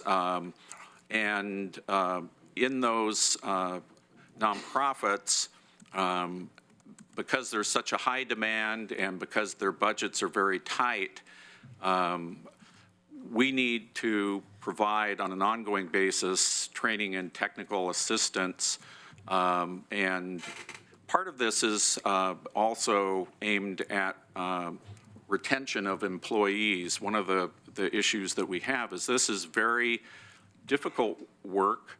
People are having to engage daily with people who have trauma in their lives. The workforce in this area needs to have their needs taken care of. They need to see the successes that they have and be encouraged to continue to do their work. So I'm going to switch a bit and talk about some of the initiatives that we put in place the last couple of years. First, our work in permanent supportive housing. So I'm just going to review what we've done and sort of talk about where we're going with this. But last year, the county made an investment of $1.5 million of secure rural school funds and $500,000 of H&HS funds to support the construction of 80 units as part of our housing improvement plan. Those units are being built throughout Lane County, and I'll show some examples of those in a minute. You're all familiar with the MLK Commons project and the construction of 51 units of permanent supportive housing adjacent to our behavioral health building. And then we have a team of people from our office, from Homes for Good, from Shelter Care, who are part of a Oregon Supportive Housing Institute, and we were selected as one of 10 communities to be an applicant for this, and this avails us to access to a portion of $20 million that's being budgeted this year by the state of Oregon to create additional permanent supportive housing. Commissioner Berney, question? Steve, on the last slide, and I apologize. What I heard at the Human Services Commission was not quite what you said about workforce training and technical assistance to nonprofits delivering services. Maybe I'm incorrect, but what I heard was, oh, I'm sorry. What I heard was they're not making enough money. The people delivering services aren't making enough money to live, aren't making enough money to take care of their families, and the reason for that is the lack of dollars to be able to get them even to maintain their same service levels. So many of them are just getting other jobs. That's what I heard. Am I incorrect? Commissioner Berney, yes, at the Human Services Commission, there has been more discussion of the workforce issues and in particular, the issue of the nonprofit community being able to provide a living wage and benefits to their employees. And it becomes a difficult thing for us to work on because in many cases, we're just one of many funders that are funding those organizations, but it is a critical issue that we have. I think we heard from Mr. Rooney earlier that the labor market is such now that particularly young people and also other folks who are looking at entering the labor force and taking these jobs in the nonprofits, they can choose to do other work that will pay them better and perhaps not cause them as much stress in their daily lives. So you're correct there. Thank you. I heard one of those options was working at McDonald's. I think that was stated by one of the service providers. Okay, thank you. So going through, yes. Commissioner Farr and then Commissioner Swanson. Ever so briefly, Got it. Commissioner Burney, you nailed it right on. We've been talking for years about how the folks in nonprofits are required to have high degrees of experience, often high degrees of education, and they're paid very close to minimum wage. You suggested McDonald's as an alternative. You're right. You know, I mean, our nonprofits are losing people because they're not paying them enough, and they're not able to attract people in to fill the jobs that are being left. So consequently, nonprofits have large vacancies in positions that they would love to fill. So you've nailed it. That's the report that we received from, is actually from Looking Glass, was the first people in Human Services Commission that talked about it, I think they have 390 employees, and trying to stretch their very small budget across the employee lines, it makes it really difficult to keep good people on the job. And if I can just add, I think it's important to acknowledge both what Commissioner Burney, you highlighted, the wage challenge for nonprofit organizations in recruiting and retaining talent. There also is, as I understand, a need for nonprofit service-based organizations in the community to have technical assistance.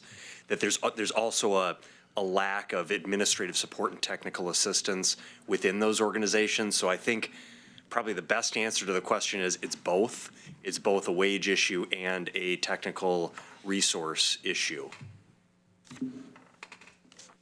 Okay, on to the, Just to, One more, Yes. Commissioner Bozevich. I want to just add one thing to that.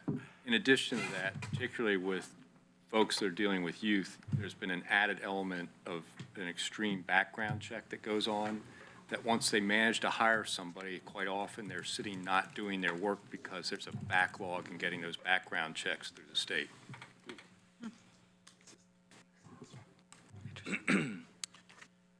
so this is some of the exciting part of the work that we're doing, the results of the $2 million invested in permanent supportive housing.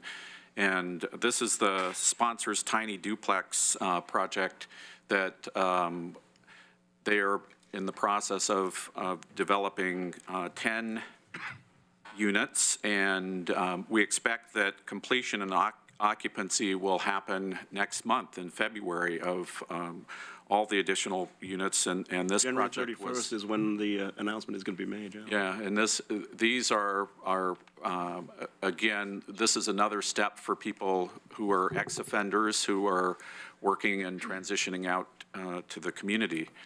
And this is a picture of one of the cottage villages produced by Square One Villages in Cottage Grove. They're in the process of building 13 units there. They expect 9 of them to be completed by the end of June, and then hopefully to meet their goal of having the remainder of the 13 built after that. This is a sketch of Homes for Good, Legion Cottages for veterans in Cottage Grove. And again, you can see this is a collaborative with a University of Oregon design build group. Again, these projects have been very exciting in that we're working with a number of different housing development organizations in a number of different communities throughout Lane County, and also able to show how we can work with a number of different populations that are in need of housing and provide them support. And then finally, the MLK Commons, and the MLK Commons, 51 units being developed by Homes for Good, and we're anticipating completion by late 2020 and occupancy in the beginning of 2021. Commissioner Farr? Thank you, Chair. And people ask often who is going to be occupying MLK Commons and how will we select that? Can you talk about Fuse and maybe how that selection is taken? Yeah, and I have another slide in this slide deck on Fuse, but I'll go back to MLK Commons. MLK Commons is a Housing First project. This is a very service-intensive project. We'll have on the first level of this building a multi-service center, and that includes substance abuse work, mental health work, counseling, job training, and other services. And this project is geared towards people who have been frequent users of either the healthcare or the public safety system. So, and we've seen from other projects nationally that we can get a significant return on investment from working with this population. And I have a slide on that I'll touch on in a minute. 2 minutes for you. Okay. So we're currently working on a partnership to develop a navigation center and 75 beds of shelter that was called for as part of our TAC report. The county and the city of Eugene have more than doubled emergency shelter beds during the past year. We've had a total of 192 beds that have been operating by St. Vincent de Paul on Highway 99. And then there are additional 64 beds to be added this month, which will bring us up to about 256 beds of emergency shelter. So a lot of the work with emergency shelter is looking at the dusk to dawn, looking at our partnership with the Eugene Mission, and then looking at this new navigation center shelter and looking at how we can sustain and help folks who are homeless be sheltered and move on to housing. And then the county has been involved both through Health and Human Services and Public Works in working on projects that increase the number of Conestogas and alternative shelter, such as safe parking. And here, hot off the press, are new figures for our frequent user service engagement project. Again, we've seen a 71% reduction in arrests for housed participants, 62% reduction in jail bookings for outreach participants, 58% reduction in arrests for outreach participants, and 35% reduction in healthcare costs for the outreach participants. And then overall, we're able to see an improvement in healthcare outcomes as a part of the housed participants. So I think the significant thing that I want to point out about this slide is that I discussed earlier the importance of doing outreach and engagement with people and providing services to people where they are. What we've seen through this project is even before we get people housed, we see improvements in their health and we see improvements in their behavior. Yeah, Pauline's turn. My section is actually very small because I'll be coming back on the 28th to give a bigger view of the crisis center and the crisis enhancement in Lane County. But for the purposes of today, it's just to give a brief overview of where we are, and again, we'll come later with more details.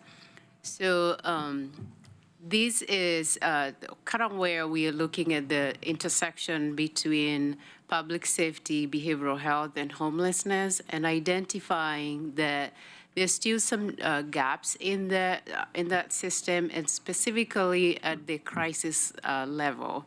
So individuals in severe behavioral health distress need treatment, but most end up in jail and or the hospitals. So in 2019 through the 2021 Lane County Mental Health and addictions plan, it was identified that while the expansion of mobile crisis services has assisted law enforcement to respond to behavioral health crises, there are still adults who cycle through the crisis and criminal justice system.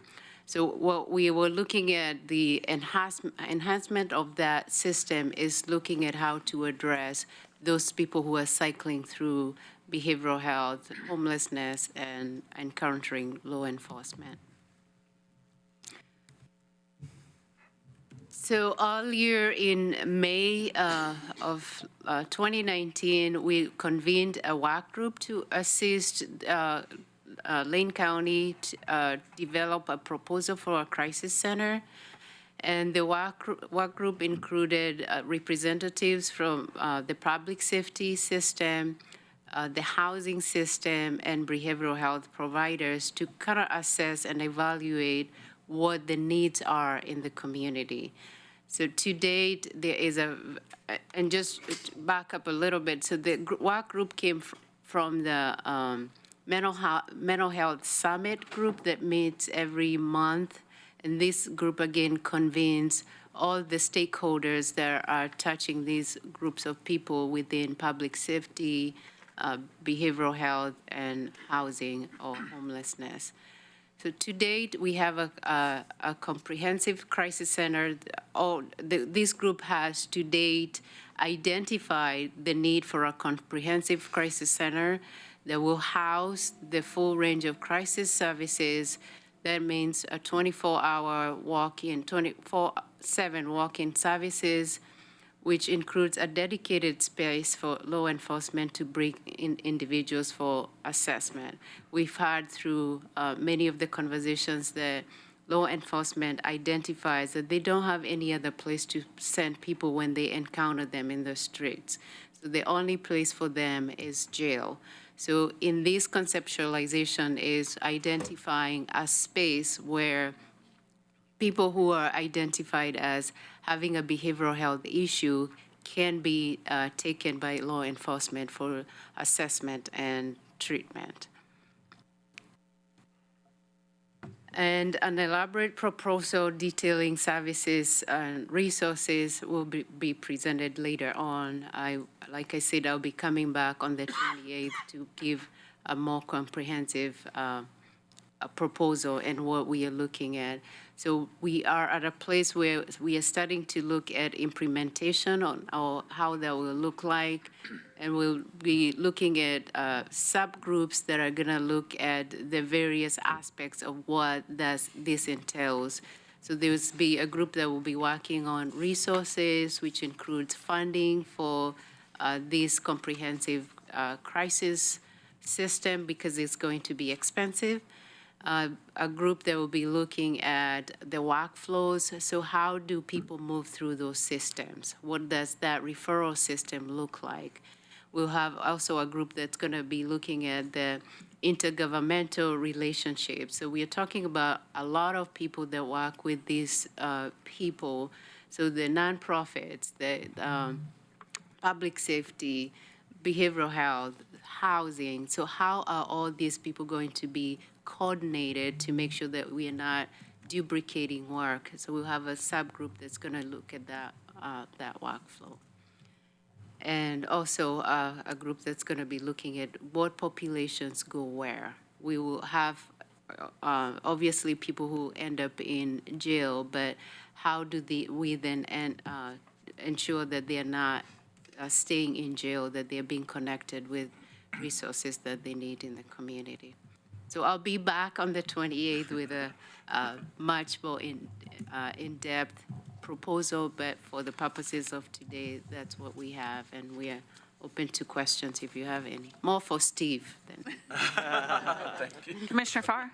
Thank you, Chair. And, you didn't mention specifically, but we placed $1 million in this budget cycle for research toward the crisis center, which is being spent very well in preparation. $1 million doesn't go very far as bricks and mortar is concerned, but it gets us in a position to make some decisions.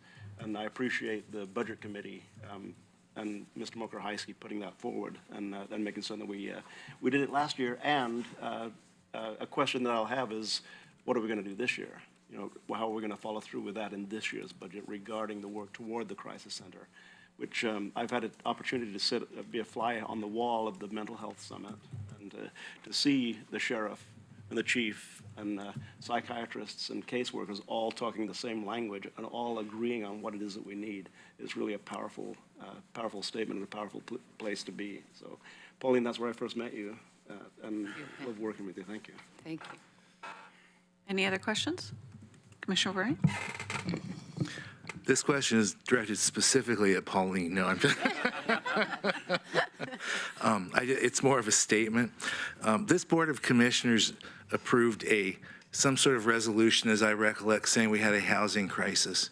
And I'm curious, does that mean that when proposals like this come through, that we attend them with more urgency than we otherwise would?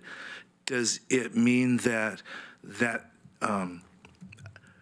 I would like to know where the intersection is, because for one, I think the entire board feels this way, that this is right spot on target. And when I see that much of this thinking and work had been done 6, 7, 8 months ago, and I know that our CAO and the board and you all have a real bias toward action and delivering services. I just hope that as this moves forward, there's some mechanism for us to move quicker than normally we would through the process. I don't know if there is or not. I just wanted to point that out. Well, I guess what I would say is, if you look at the agenda today, this was really, we're highlighting this body of work, as I said at the beginning, because we recognize that this is really the top priority for the board and for our community. And there's so much, as you heard, just some of the work from Steve and Pauline that is going in to all of this, not only within our organization, but partner agencies and in the community. So I don't see this, I don't see this diminishing. I think you will continue. There are still some unanswered questions around funding in particular. I think there are questions about, there's a significant amount of money that's going into these 252 beds with St. Vincent de Paul, and that's not going to go away anytime soon. And we've sort of have tried to come up with those resources in the course of the year and then try to budget them for the next year. So I'll tell you, I've been in government for over 20 years now. We move pretty quick in this organization, and I'm really proud of that. I mean, across the board, top to bottom, people are action-oriented and willing to, I think we have a tolerance for, a moderate level of mistakes. We'll take on a little risk, and we're okay making small mistakes because we have a bias towards responding to the needs that exist today, and then we try to build upon all of those investments. And if I may, forgive me, I've seen that now for a year. I recognize it and appreciate it. I was just going, yay, let's do this and let's move as quickly as we can. Yeah, and I think it's great that we have a board that doesn't want to rest and doesn't want to sit back and sort of, and you continue to push, because we need that as well. But I think there's no lack of urgency on the part of the people that are both from the board level, executive leadership, and down through the ranks to the people that are delivering the services on the front lines. We are going to have some conversations as part of this. I mentioned St. Vincent de Paul funding. We talk about a low barrier public shelter. The city of Eugene has set aside some resources for acquisition, may or may not be enough. We haven't really identified where the operating costs for that facility are going to come from. We know we have to build upwards of 350 units of permanent supportive housing. So there are additional resource needs that we're going to have to, conversations we'll have to continue to have. But I think there's great work that is happening. And one of the things I will say, sort of in closing on this point, is that we've realized a ton of time and effort and resources going into this body of work. We're not doing an effective job as an organization and partner agencies at communicating the work that's happening, because we continue to get questions from the public. Why aren't you doing something about this homeless problem? Why aren't you doing something with the people that are dealing with mental health and substance abuse issues? So we know we are doing those. We're doing a significant amount of work, innovative, I think nationally leading work, but we're not doing a very good job talking about the work that's happening in a comprehensive way to the public. So I want to appeal to the board for help on that. And I think we have a lot of work to do to make sure that the public understands what's going into this and ways in which they can engage and support.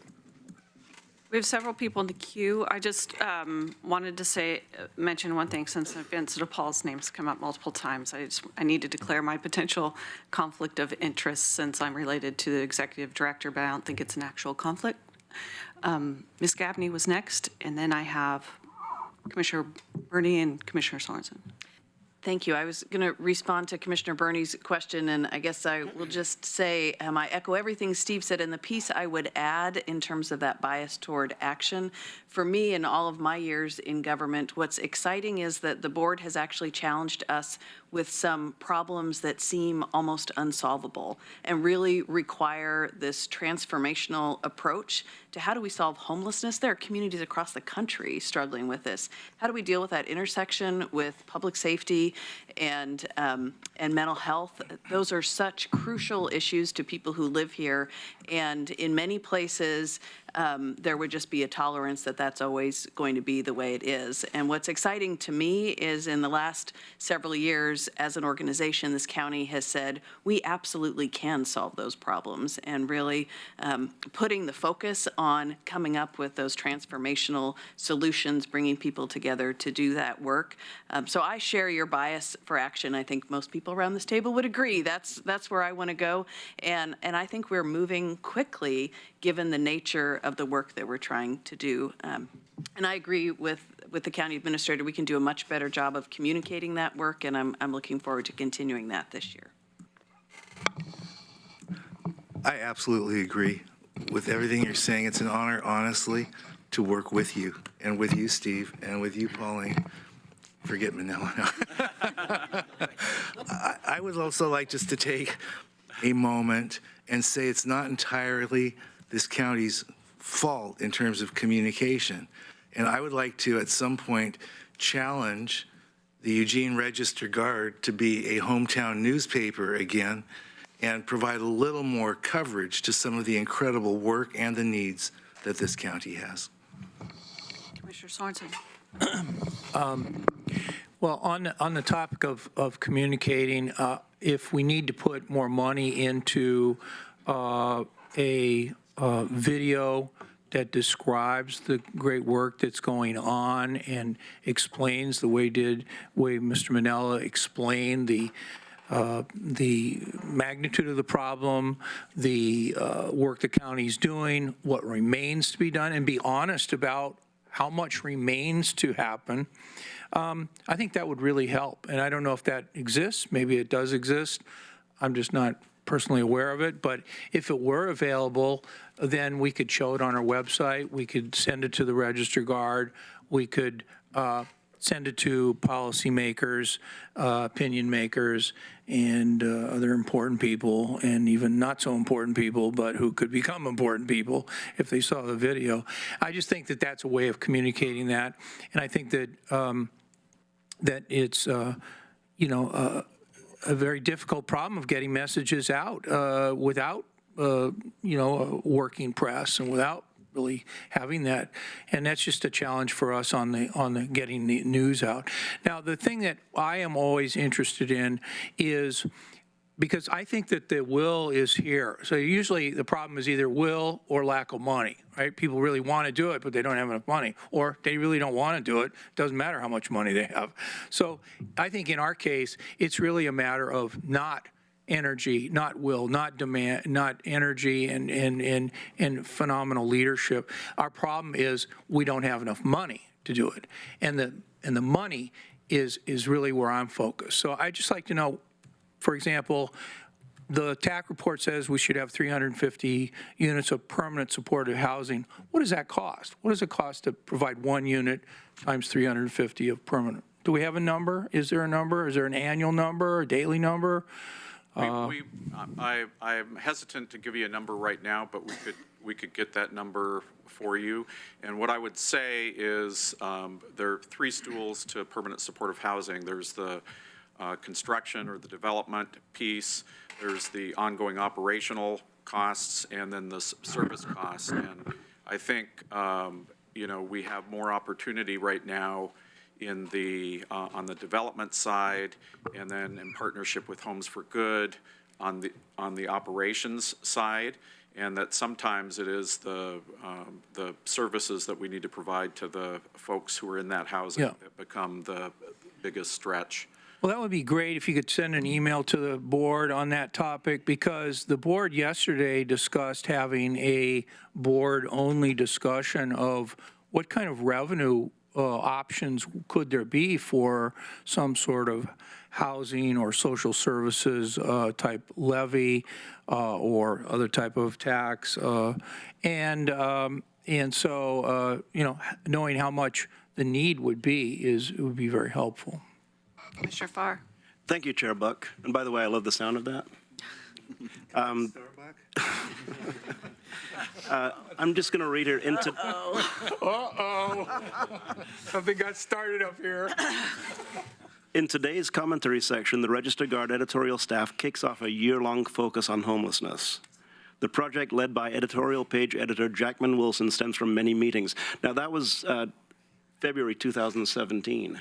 And the Register Guard did actually I think it was about a 42 piece series on homelessness locally, where they highlighted successes and needs, and they did a superb job of it. Unfortunately, we forget so quickly, and really what they did in that year, starting in February of 2017, is they created a coffee table book on the services that are occurring in Lane County and in Eugene and Springfield and the metropolitan area. So, but how soon we forget, and how soon the editors of the Register Guard forget, because today's editorial said that we're not doing anything. Right. And whereas in 2017, they launched a year-long project, which they highlighted in very detailed fashion what we are doing. So we need to use that as part of our communication effort, is to remind people that this is not new. This is not something we just started doing, and it's not something we haven't achieved a great deal of success in doing. Now, do we have a distance to go? Of course we do. We all know that. And can we do it faster? Of course we can. And I'm excited to think that we possibly will in this year and next year and the next 4 years. But that being said, we haven't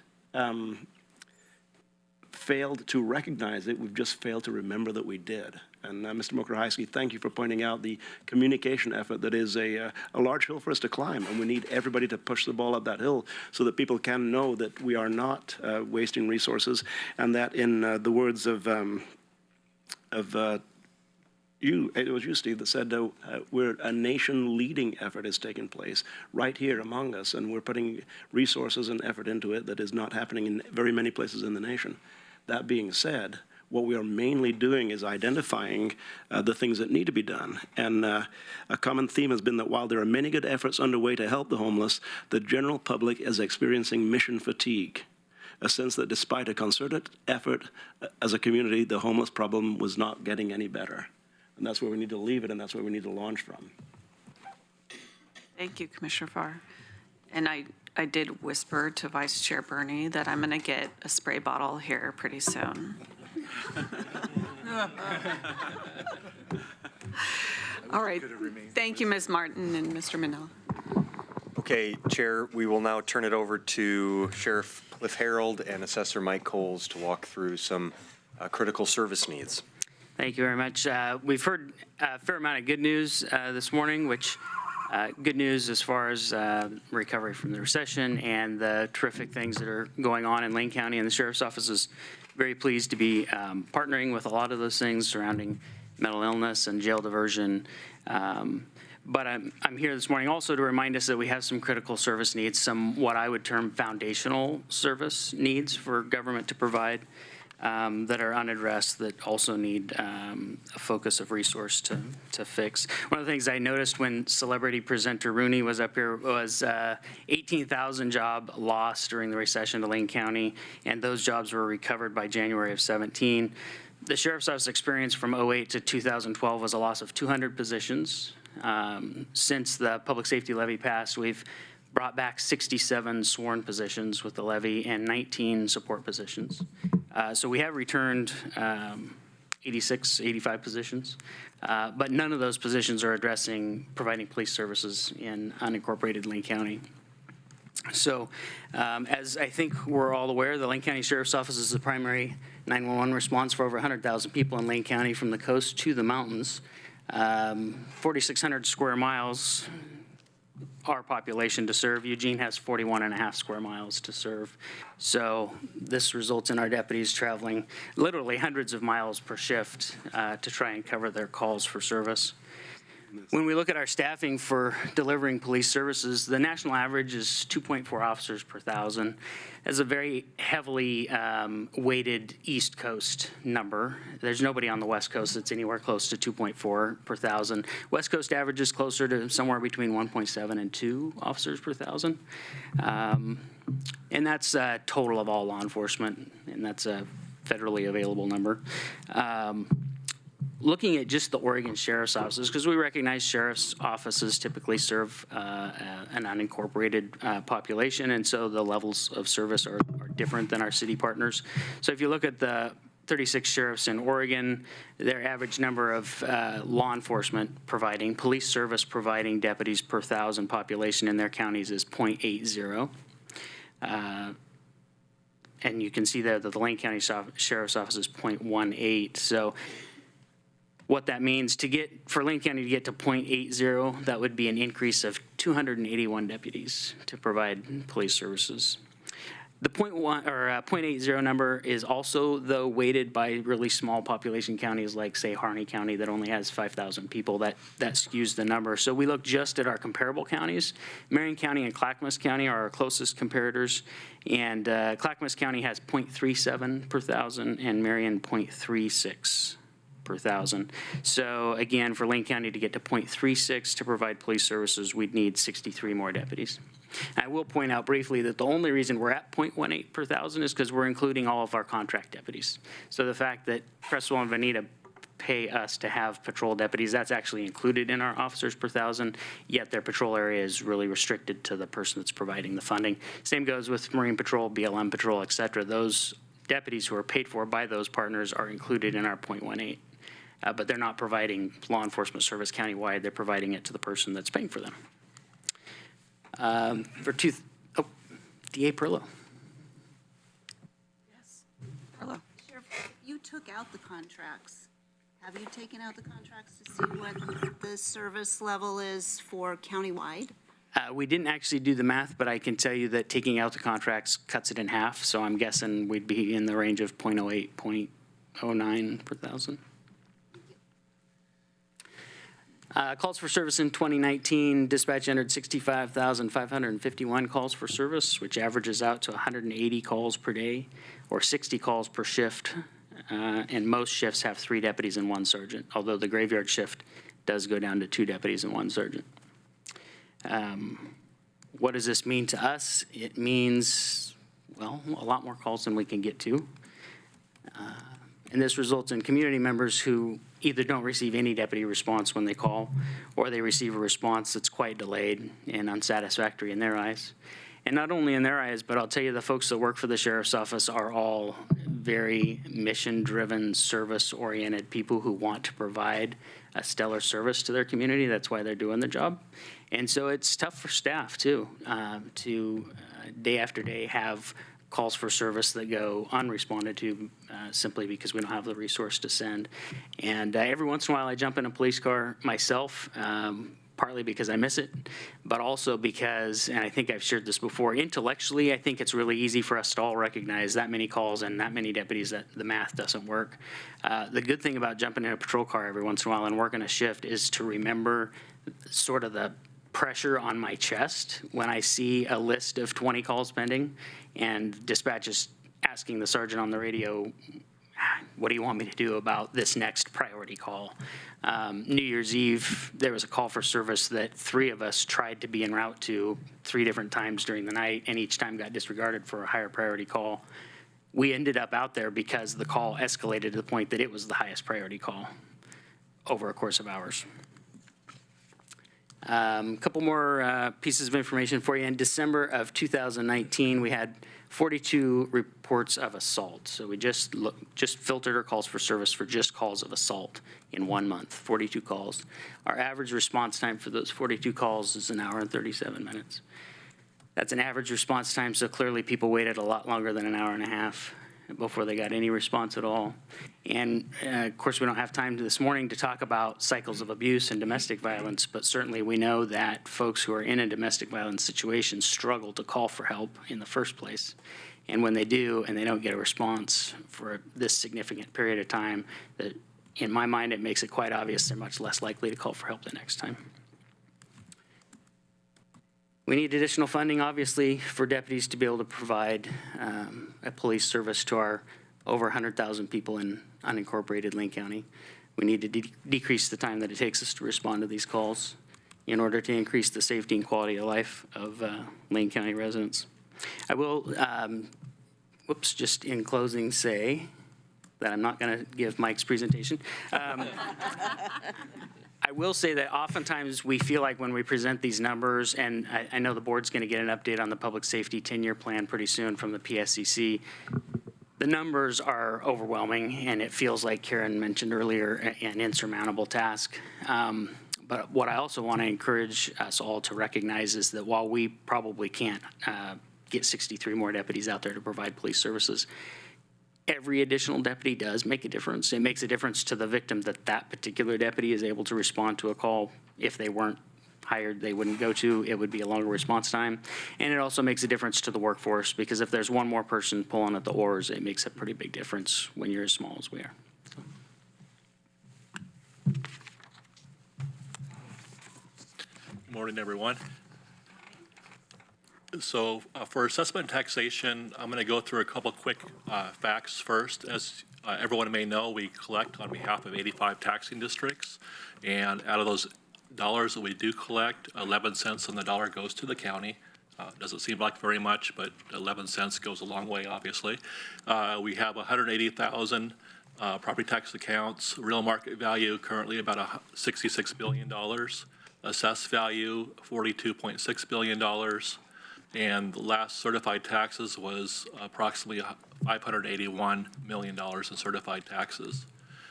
We received approximately 195,000 tax payments, did 8,500 property tax inspections last year, and processed 15,500 ownership changes, 2,700 boundary line changes, property changes, and just under 20,000 public information contacts. That's phone calls and counter visits. Does not include the internet. Internet, I believe we had 60,000 hits last month on our website, so we're moving a lot towards online service delivery. Current staffing. We have 49 staff members, and if you look at the chart, I believe this is a laser here, to the left or right here, you can see as far as staffing declines since 1998, this is statewide, it's dropped down, but if you look at staffing counties below a $2 rate, it follows more Lane County, where we really didn't increase staffing after we had the drops in the recession, so we're pretty steady since the drops, since the recession 2012. So this is a chart that I make up every year, and it's pretty handy. It has number of accounts per FTE. And so if you look here, and I sorted it by ratio of number of accounts per FTE, where you have Wheeler, where each essentially full-time FTE only has 817 accounts. If you go back down, sort it down, Lane County, we're at the very bottom as far as number of accounts per FTE, just under 3,700 accounts per FTE. This is the modeled staffing levels by the Oregon Department of Revenue, and we're, again, currently at about 49 FTE. The Oregon Department of Revenue shows, with the addition of a little bit allocated towards BOPTA, at roughly 72 FTE. So it's quite a difference as far as what's modeled by the Department of Revenue and what we actually have.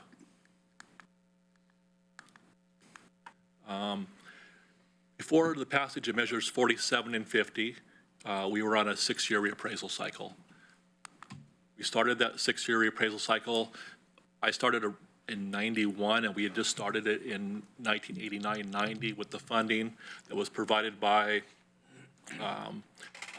CAFA grant that was started and I have a slide coming up next regarding the CAPA grant, but it was started in 89, 90. We staffed up our department, and then when Measure 4750 passed in 96, 97, we laid off most of the appraisal staff. We brought it back up, but we never have brought enough staff to do a 6-year reappraisal cycle, and that ended in 96, 97. Many of the accounts haven't been looked at since 25, 30 years, and that's a potential loss of revenue for accounts that haven't been looked at. Outdated records, we do the best job we can. We have wonderful staff in assessment taxation. I go through the stats, and we're down roughly 20 staff members, but without employees with assessment taxation, the hard work they do, we wouldn't be able to do it. So I just want to give a big kudos for the labor force that we do have. Lost revenue due to specially assessed accounts, farm and forest accounts that we haven't been out on for a long period of time that are having a lower assessed value due to their either farm or forest or other special assessed assessment that potentially may not qualify. Reappraisal also ensures accurate data for our mass appraisal models. The counts that we do not go on every year, we do a mass appraisal model from the office, and that data or that model requires accurate data going into it to have accurate results. And so the longer we go out without physical inspection of our underlying data, the more unreliable the data is as far as the results. These are 2 examples, just very recent examples of just properties that we picked up and had to do omitted property because we didn't have on the tax roll. And I'll just go through this really quickly. This is just a house that it added $3,000 to the tax roll. The omitted property period is usually 5 years plus the current year, so we go back, but we can't go back further than that. So if this house was built 10 years ago, we'd only be able to go back 5 plus the current year to collect those back taxes. There's another example of a house, Junction City, that was recently added, and then the back year's back taxes. Some additional unfunded items that for assessment taxation, enhanced personal property and real property return compliance. Personal property and real property returns are pretty much by compliance by what people submit in. We have one FTE that does personal property and one partial FTE that does M&E, but it is self-reported for the most part.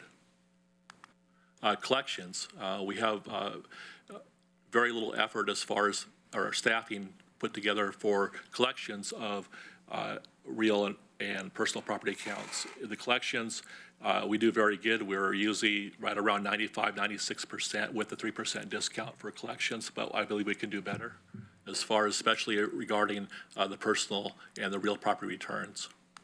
Audits, again, audits of the specially assessed accounts, audits of exempt accounts. Our software is beginning to show its age. We converted back in 1998, 99 with the Y2K scare, and we're still using the same software system. Paperless processing, we're pushing forward. Hopefully we'll be able to move forward with this upcoming year with a paperless processing of field inspections, and where an appraiser goes out to the property to inspect a property. It can all be done without using the traditional paper and pencil drawing and then redrawing when they get back to the office and resketching in the system where it's a one-step process. That's our goal. Our commercial industrial tables, we update those from the office each year and also with sales verification letters. However, they really do need modified and updated and a more modern way of doing the valuation from the commercial industrial tables. Updated market areas and neighborhoods, and fire patrol updates. This is one piece that as the ODF has updated their fire patrol information, it's one piece that flows down to us.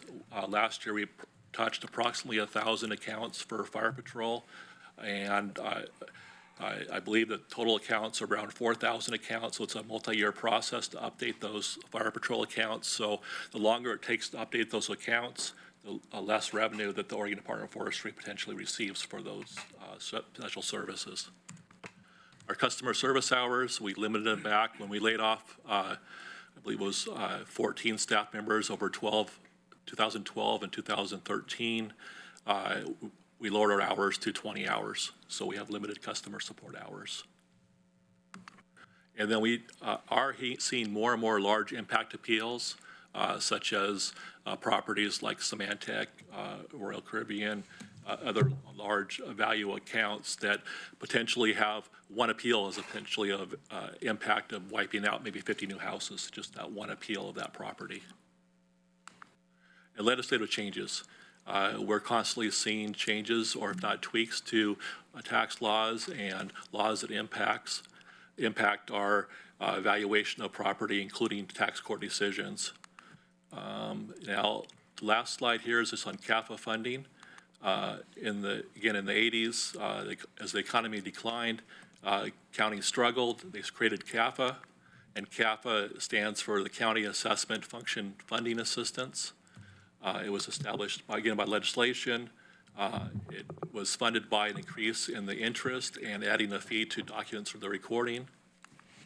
At one point in time, it was 35–40% of our funding. Now it's approximately 16 to 16.5% of our funding. The rest is covered by fees and general fund.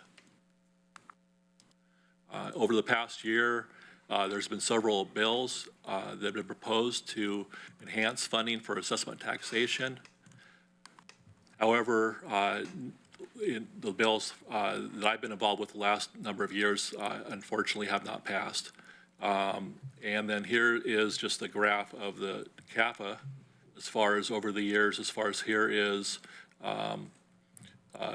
the CAFA grant stayed stable, gone up a little bit here, but then here's expenditures, and it's only going more of a disparity. So I see that probably going to 15.5% over the next number of years as far as funding. And those dollars are, I always like to point out, we receive CAFA, but that's all dollars back to us. It's Lane County dollars that is paid by citizens, and it's paid to us back by the state. However, we're a donor county, and that we actually subsidize many other counties that receive a larger amount of funding from the CAFA grant than we receive based on what we put into it. And that's it. Try to keep it short and sweet. Any questions? Thank you, Assessor Coles and Sheriff. Oh, EA Perlow. Mike, has there been any movement from AOC to allow for a collection from all the taxing districts? Good question. We've proposed several times working with AOC, LOC, and special districts. However, since there's really it's not a lot of benefit for them as far as perceived. I believe there is to fund assessment taxation, but right now they're receiving a service essentially for free for the most part. So we're working on trying to convince them that it helps the cities to fund assessment taxation because it will increase the revenue that they do receive. But the hard part right now is finding direct correlation information, such as the pictures of the houses that were missed. That's the information we're trying to provide to the legislature to show concrete examples of if you provide X, you'll get a X return or Y return for an investment. And that's the hard correlation right now.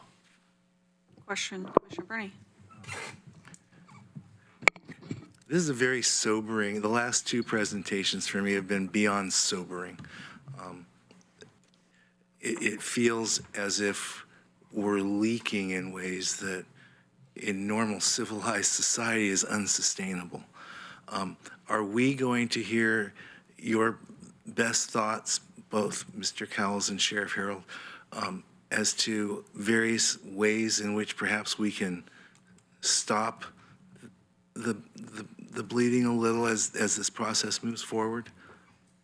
I'll answer the first. I think right now, without increased spending on the general fund side and without the legislature stepping up, the most important thing for us is look at innovative methods to use the current resources that we do have, such as the paperless processing and other ways. But we are trying to find ways, but it's just difficult when you only have X staff and you have accounts that are growing each year. Every year we have growth of about 1,000 accounts or so. And then you have, again, legislative action, you have tax court decisions. The economy makes a big difference, obviously, as it goes up and down.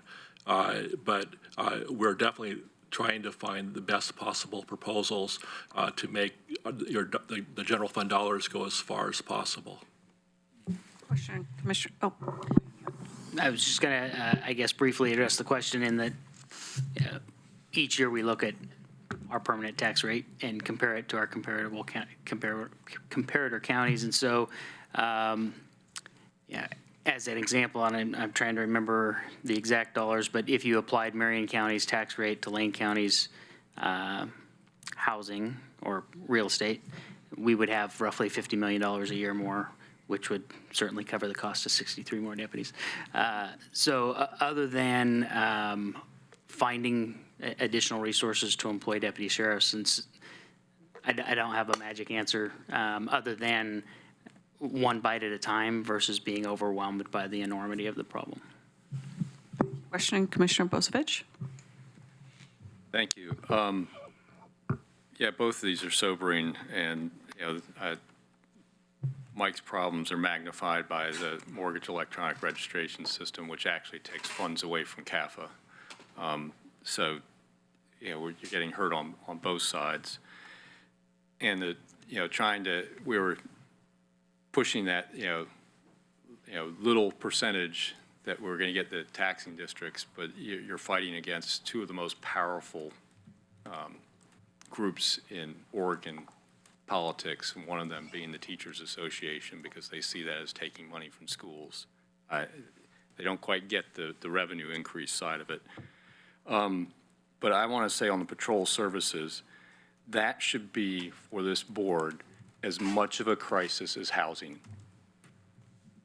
You look at Springfield, who we had in here to honor them with their success in their revitalization. They started that success by investing in public safety, and in particularly patrol and jail services.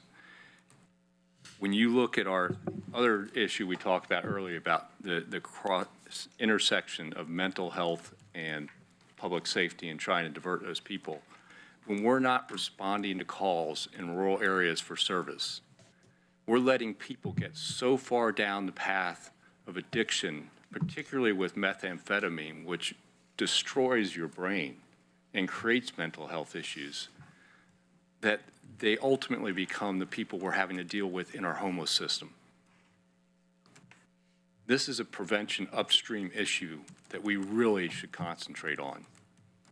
And it should be a priority in our budget. We have to restore patrol services in some fashion. We had a bill a while back trying to get the legislature to refer a constitutional amendment which would allow us to increase our permanent rate by $2 per thousand. And make a one-time exception to Measure 5, and we couldn't quite get that over. There's been other things we've tried. We've been looking at trying to set up the dual district situation like Deschutes County has, unsuccessfully trying to convince the city of Eugene to allow us to add another special district inside the metro plan. We just have to keep working at those solutions, but it has to be a priority. It has to be as much of a priority for us as dealing with the housing side, because this is really upstream, and it's really a quality of life issue. And if we can deal with that, we will, make a lot of our unincorporated rural communities like Mapleton and Deadwood and, Blue River thrive economically and not be feeding people into our mental health system and our public safety system if we start dealing with these folks when their first time they're offending with property crimes because they're trying to feed an addiction instead of 4 or 5 years into being on methamphetamine. And they're now also a problem for us environmentally and land use code-wise because they're living on a piece of property in tents with no sanitation, no electricity, cooking over wood stoves, setting up trip shotguns to protect their drugs and stolen property. And we can't even evict them off those properties because we just don't have the resources. We have to do something about this. Commissioner Sorensen. These statistics that we hear every year, and this has been going on for many, many years, they really highlight the failure of the people of Oregon, the voters of Oregon, the policymakers in Oregon to get a reform of the decisions that voters made in November in the spring after the passage of measures 47 and 50. And it's been such a long period of time that you have those gross unfairnesses of a property tax rate that was frozen in time. And school children or crime victims or property taxpayers of 2020, many of them had no say whatsoever in that decision that was made many, many, many years ago. So my own view is that we should also have a legislative agenda to encourage a referral of a change in that system so that the voters of Oregon, the current voters of Oregon, can reflect on whether that's something they want for their state. Because it's really unfair to those jurisdictions, and we're number one really on that list, that had a high property tax rate. A low property tax rate because we got other revenue. Well, that other revenue is mostly gone. And so explaining that in a simple way and saying your status as a crime victim should not depend upon whether or not you're in or out of a county that was or was not frozen in 1998 when Measure 58 was, or Measure 50 was passed. So, the people that enacted Measure 47, they're long gone. Their measure was so bad, the legislature had to fix it and turn it into Measure 50. And it's too bad, really, we didn't just throw it out. But the legislature at the time decided, well, the voters passed this horrific measure, so I guess we ought to fix it and make it at least functional. So they threw out 47, put in 50, voters approved it. So that's the law of the land. You were there then, I think. I remember very vividly, this is a story that I'll never forget, and that is Mayor Tory and Dave Frohmeyer, the then president of the university, invited me and also I think Bill Morissette was the mayor of Springfield at the time, to a meeting at the at Johnson Hall. And the meeting had nothing to do with Measure 47, but it had just passed in November, and this was in January, February of the following year. And Dave Frohmeyer said, well, the measure is so poorly written, it really can't even be implemented. So what the legislature really should do is let it die rather than try to fix it and make a long-term decision for the people of Oregon. And that was his opinion at the time is, wow, this is a major decision that's going to affect government and the legislative budget of the state of Oregon. It's going to ruin public higher education. It's going to affect cities and counties and the delivery of services. Regrettably, that was not the outcome. The outcome was the legislature felt it needed to follow the will of the voters recently cast. And I just think now we should just say, okay, that was the history then, been there, done that, whatever happened, happened. But now we have this kind of impact. And imagine what our fellow counties are going through in the rest of Southwest Oregon. They're even worse off than we are, you know?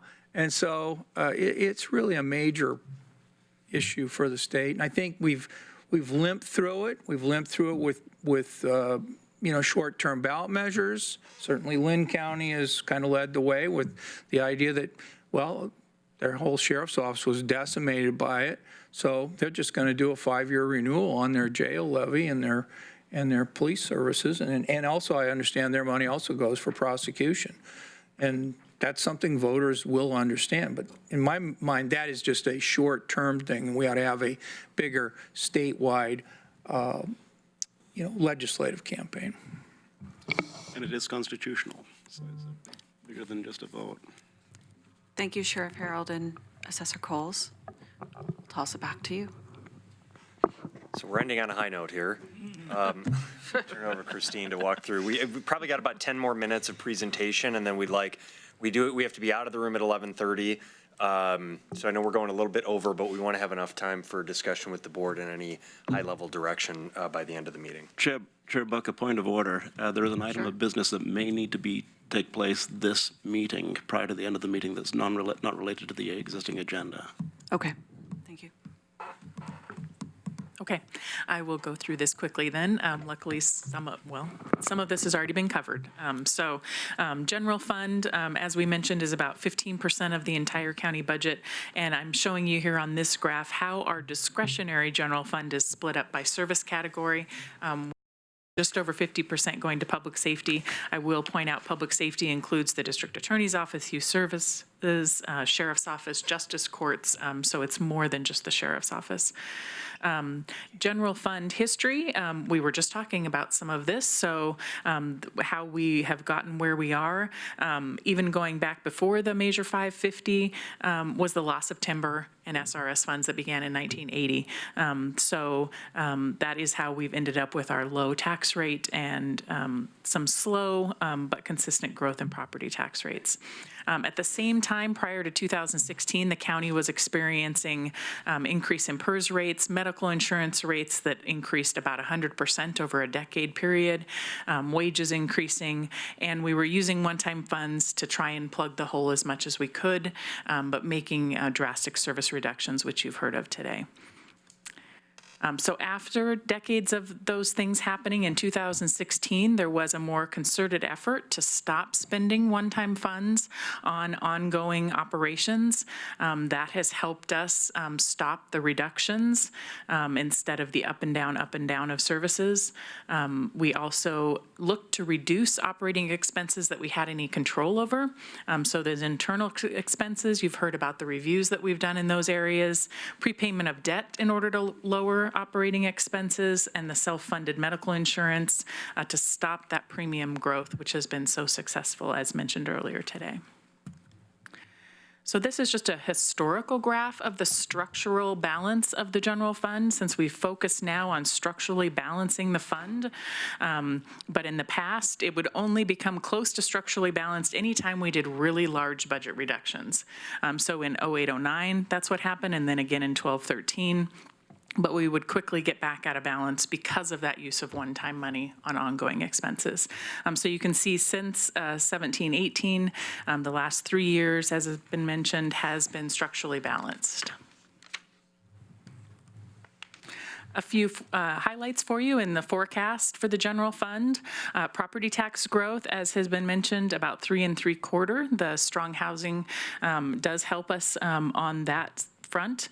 We are expecting it to slow as we go over the next few years, but that 3% mark is really the guarantee in assessed value unless we have a large recession where home values go down like what happened in our Great Recession.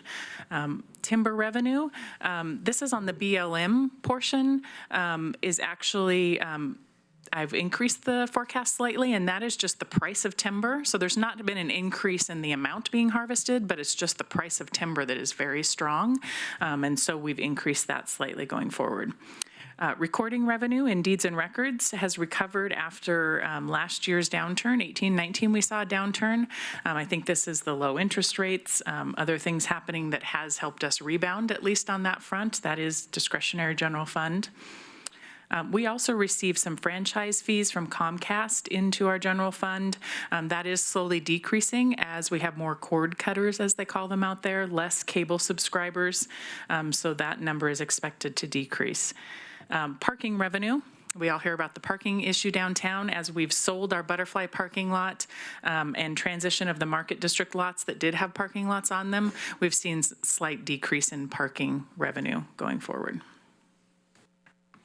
Yes. Commissioner Berney. Since you have this as a revenue highlight, could you give us a general dollar amount of the decreases of those two items? I would have to get that for you specifically. My brain's thinking more percentages. Yeah, I'll get that for you. So on the expense side, wages have continued to grow due to market adjustments that have been approved and cost of living increases going forward. Benefits, on the benefit side, we have good news for the most part for the 2021 budget. Medical claims per employee, while we're seeing a slight increase, we're seeing it be offset at the same time by newer employees coming in as the age of the work population has changed a little bit. The claims as a whole decrease, and then we have people, we have a medical retirement benefit that's a legacy benefit for employees, and that number of individuals who receive that benefit is slightly decreasing. And we subsidize that benefit with our active. And so the combination of those things is keeping the medical claims per employee per month fairly steady. And so that is what allows us to keep medical rates at zero. That combined with the Live Well Center helping reduce our claims. There are reasons for us to be able to keep it at zero. It's not just that we went self-funded and that has fixed the problem. There's all these other things going on with the wellness and all of those things that you've heard that have helped that. This is an off year for a PERS rate change. So every biennium, our PERS employer rate will change, so that will stay flat. However, the Senate bill that changed PERS 1049 now has us paying our employer rate on any retiree who works for us if they were a PERS retiree. So we will see an increase in cost overall because of that. We do have a PERS bond rate, a bond that we're still paying on, that we manage that rate internally. We increase it just slightly when we're in our off years of employer rate. And the retiree medical benefit that I mentioned, we fund that through our budget. It's a charge to our departments, and we will see a 0.5% decrease in this year as we have fairly strong reserves in that fund. And as I mentioned, we've continued to fund it each year going through the budget. And then there's a slight decrease in dental insurance rates coming up. So on the material and services side, we look to the Oregon Economic Forecast, and future projections there over the next 5 years are actually flat at 2.4% projected growth, but we'll continue to watch that. So as far as the 2021 forecast, as mentioned already, it is expected to maintain structural balance. I will note that that's with current service levels. So when we look at the forecast, we are assuming current service levels. So future pressure on that, or even pressure in 2021, will be the need for additional services, as you've heard today, or the future looking out is our PERS employer rates will continue to increase, and then any growth in wages impacts those percentage benefits. And of course, how fast revenue is growing or how slow it's growing will also impact that forecast. So future challenges, I mentioned the revenue, whether there's a recession that might come out. The PERS rates, we will have the highlight of doing the side account, and we do expect that to give us some relief, so we'll hear more about that this year. Probably about a 0.96 percentage point decrease in our rate is what's projected. So that will help wage increases, and then reserve levels, making sure that we maintain those reserve levels that we've achieved, the 20%, in order to maintain our bond rating.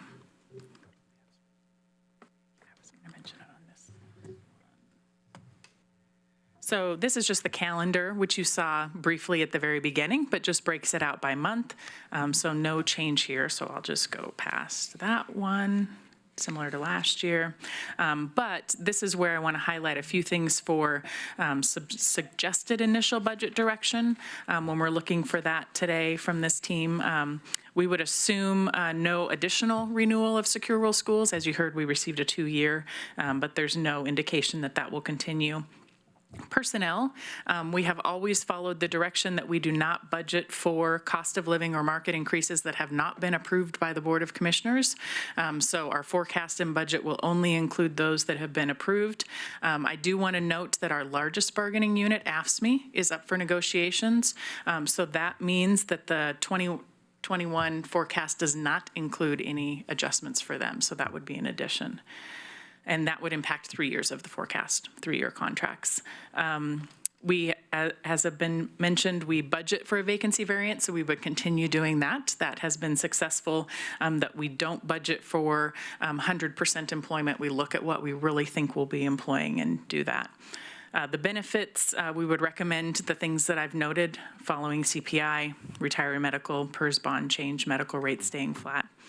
And then the goals of structurally balancing all of our funds, maintaining our reserves in the general fund, and maintaining current service levels. So that's the discussion for today. This was very intentional in terms of the items that we wanted to discuss with you, to give you some good news and some uplifting results of all the hard work and diligence of folks in the room and outside the room over the last several years. To talk realistically about challenges that we continue to face in the organization, the community, and ongoing funding needs. And now is an opportunity for board discussion and any high-level direction that you would like to provide to us as we move forward with developing the proposed budget with departments over the next couple of months. Commissioner Sorensen. I think everything that's been presented has been extremely helpful. The one thing that I would like to request is that you try to build in an extra month, or if you can, of time for the Budget Committee, so that the one change I see in the whole plan to get the budget done is to expand the number of days that it's possible for the Budget Committee to meet. So I heard you say an extra month. I don't know if that's even possible, given the current timeline. That's why I'm kind of being flexible about it, but, you know, more time. And I realize that in your response to my earlier question, you said, well, we already did add in more time. So I guess my request is more time than the more time, if that's possible. But I realize that, you know, you're pretty organized, and you pretty much have a daily, you know, set of accomplishments that you're going to try to make. And I realize that will be difficult. So if we can't do it this year, maybe it's next year. But I think that currently, as I understand, there's 2 vacancies on the Budget Committee. So there are going to be 2 appointments made within the next month or 2. And those people will hit the ground running. But that's another. And it'll be the second round budget for a number of Budget Committee members. So that was just my idea. Any other comments or thoughts? Commissioner Bozovich. I'd just like to make sure that as we're preparing this budget, we are intending to continue the use of the Harvest Road Fund federal forest dollars to support patrol services, and that we will continue the support of the DA positions that we arranged in the last budget through an amendment, and those positions in the DA's office. I just want to make sure that as we're preparing it, I'm hoping that's one of the, those are part of the assumptions. Any other comments, questions, discussion? Okay. Thank you very much. And before we end the meeting, I want to recognize Commissioner Farr for point of order or other business? Do you need everybody around the table? That would be okay. Because I don't think this is going to go anyplace. It's really a clarification that I need. This is noticed as a regular board meeting today. We adjourned last night. And my question is, a motion to reconsider an action that was passed in the last board meeting, by charter, it needs to be at the next regular board meeting. My read is that we can wait until next Tuesday to make such a motion. And I'm looking at council to. Well, Mr. Farr, the first thing is that Why don't you grab your microphone there?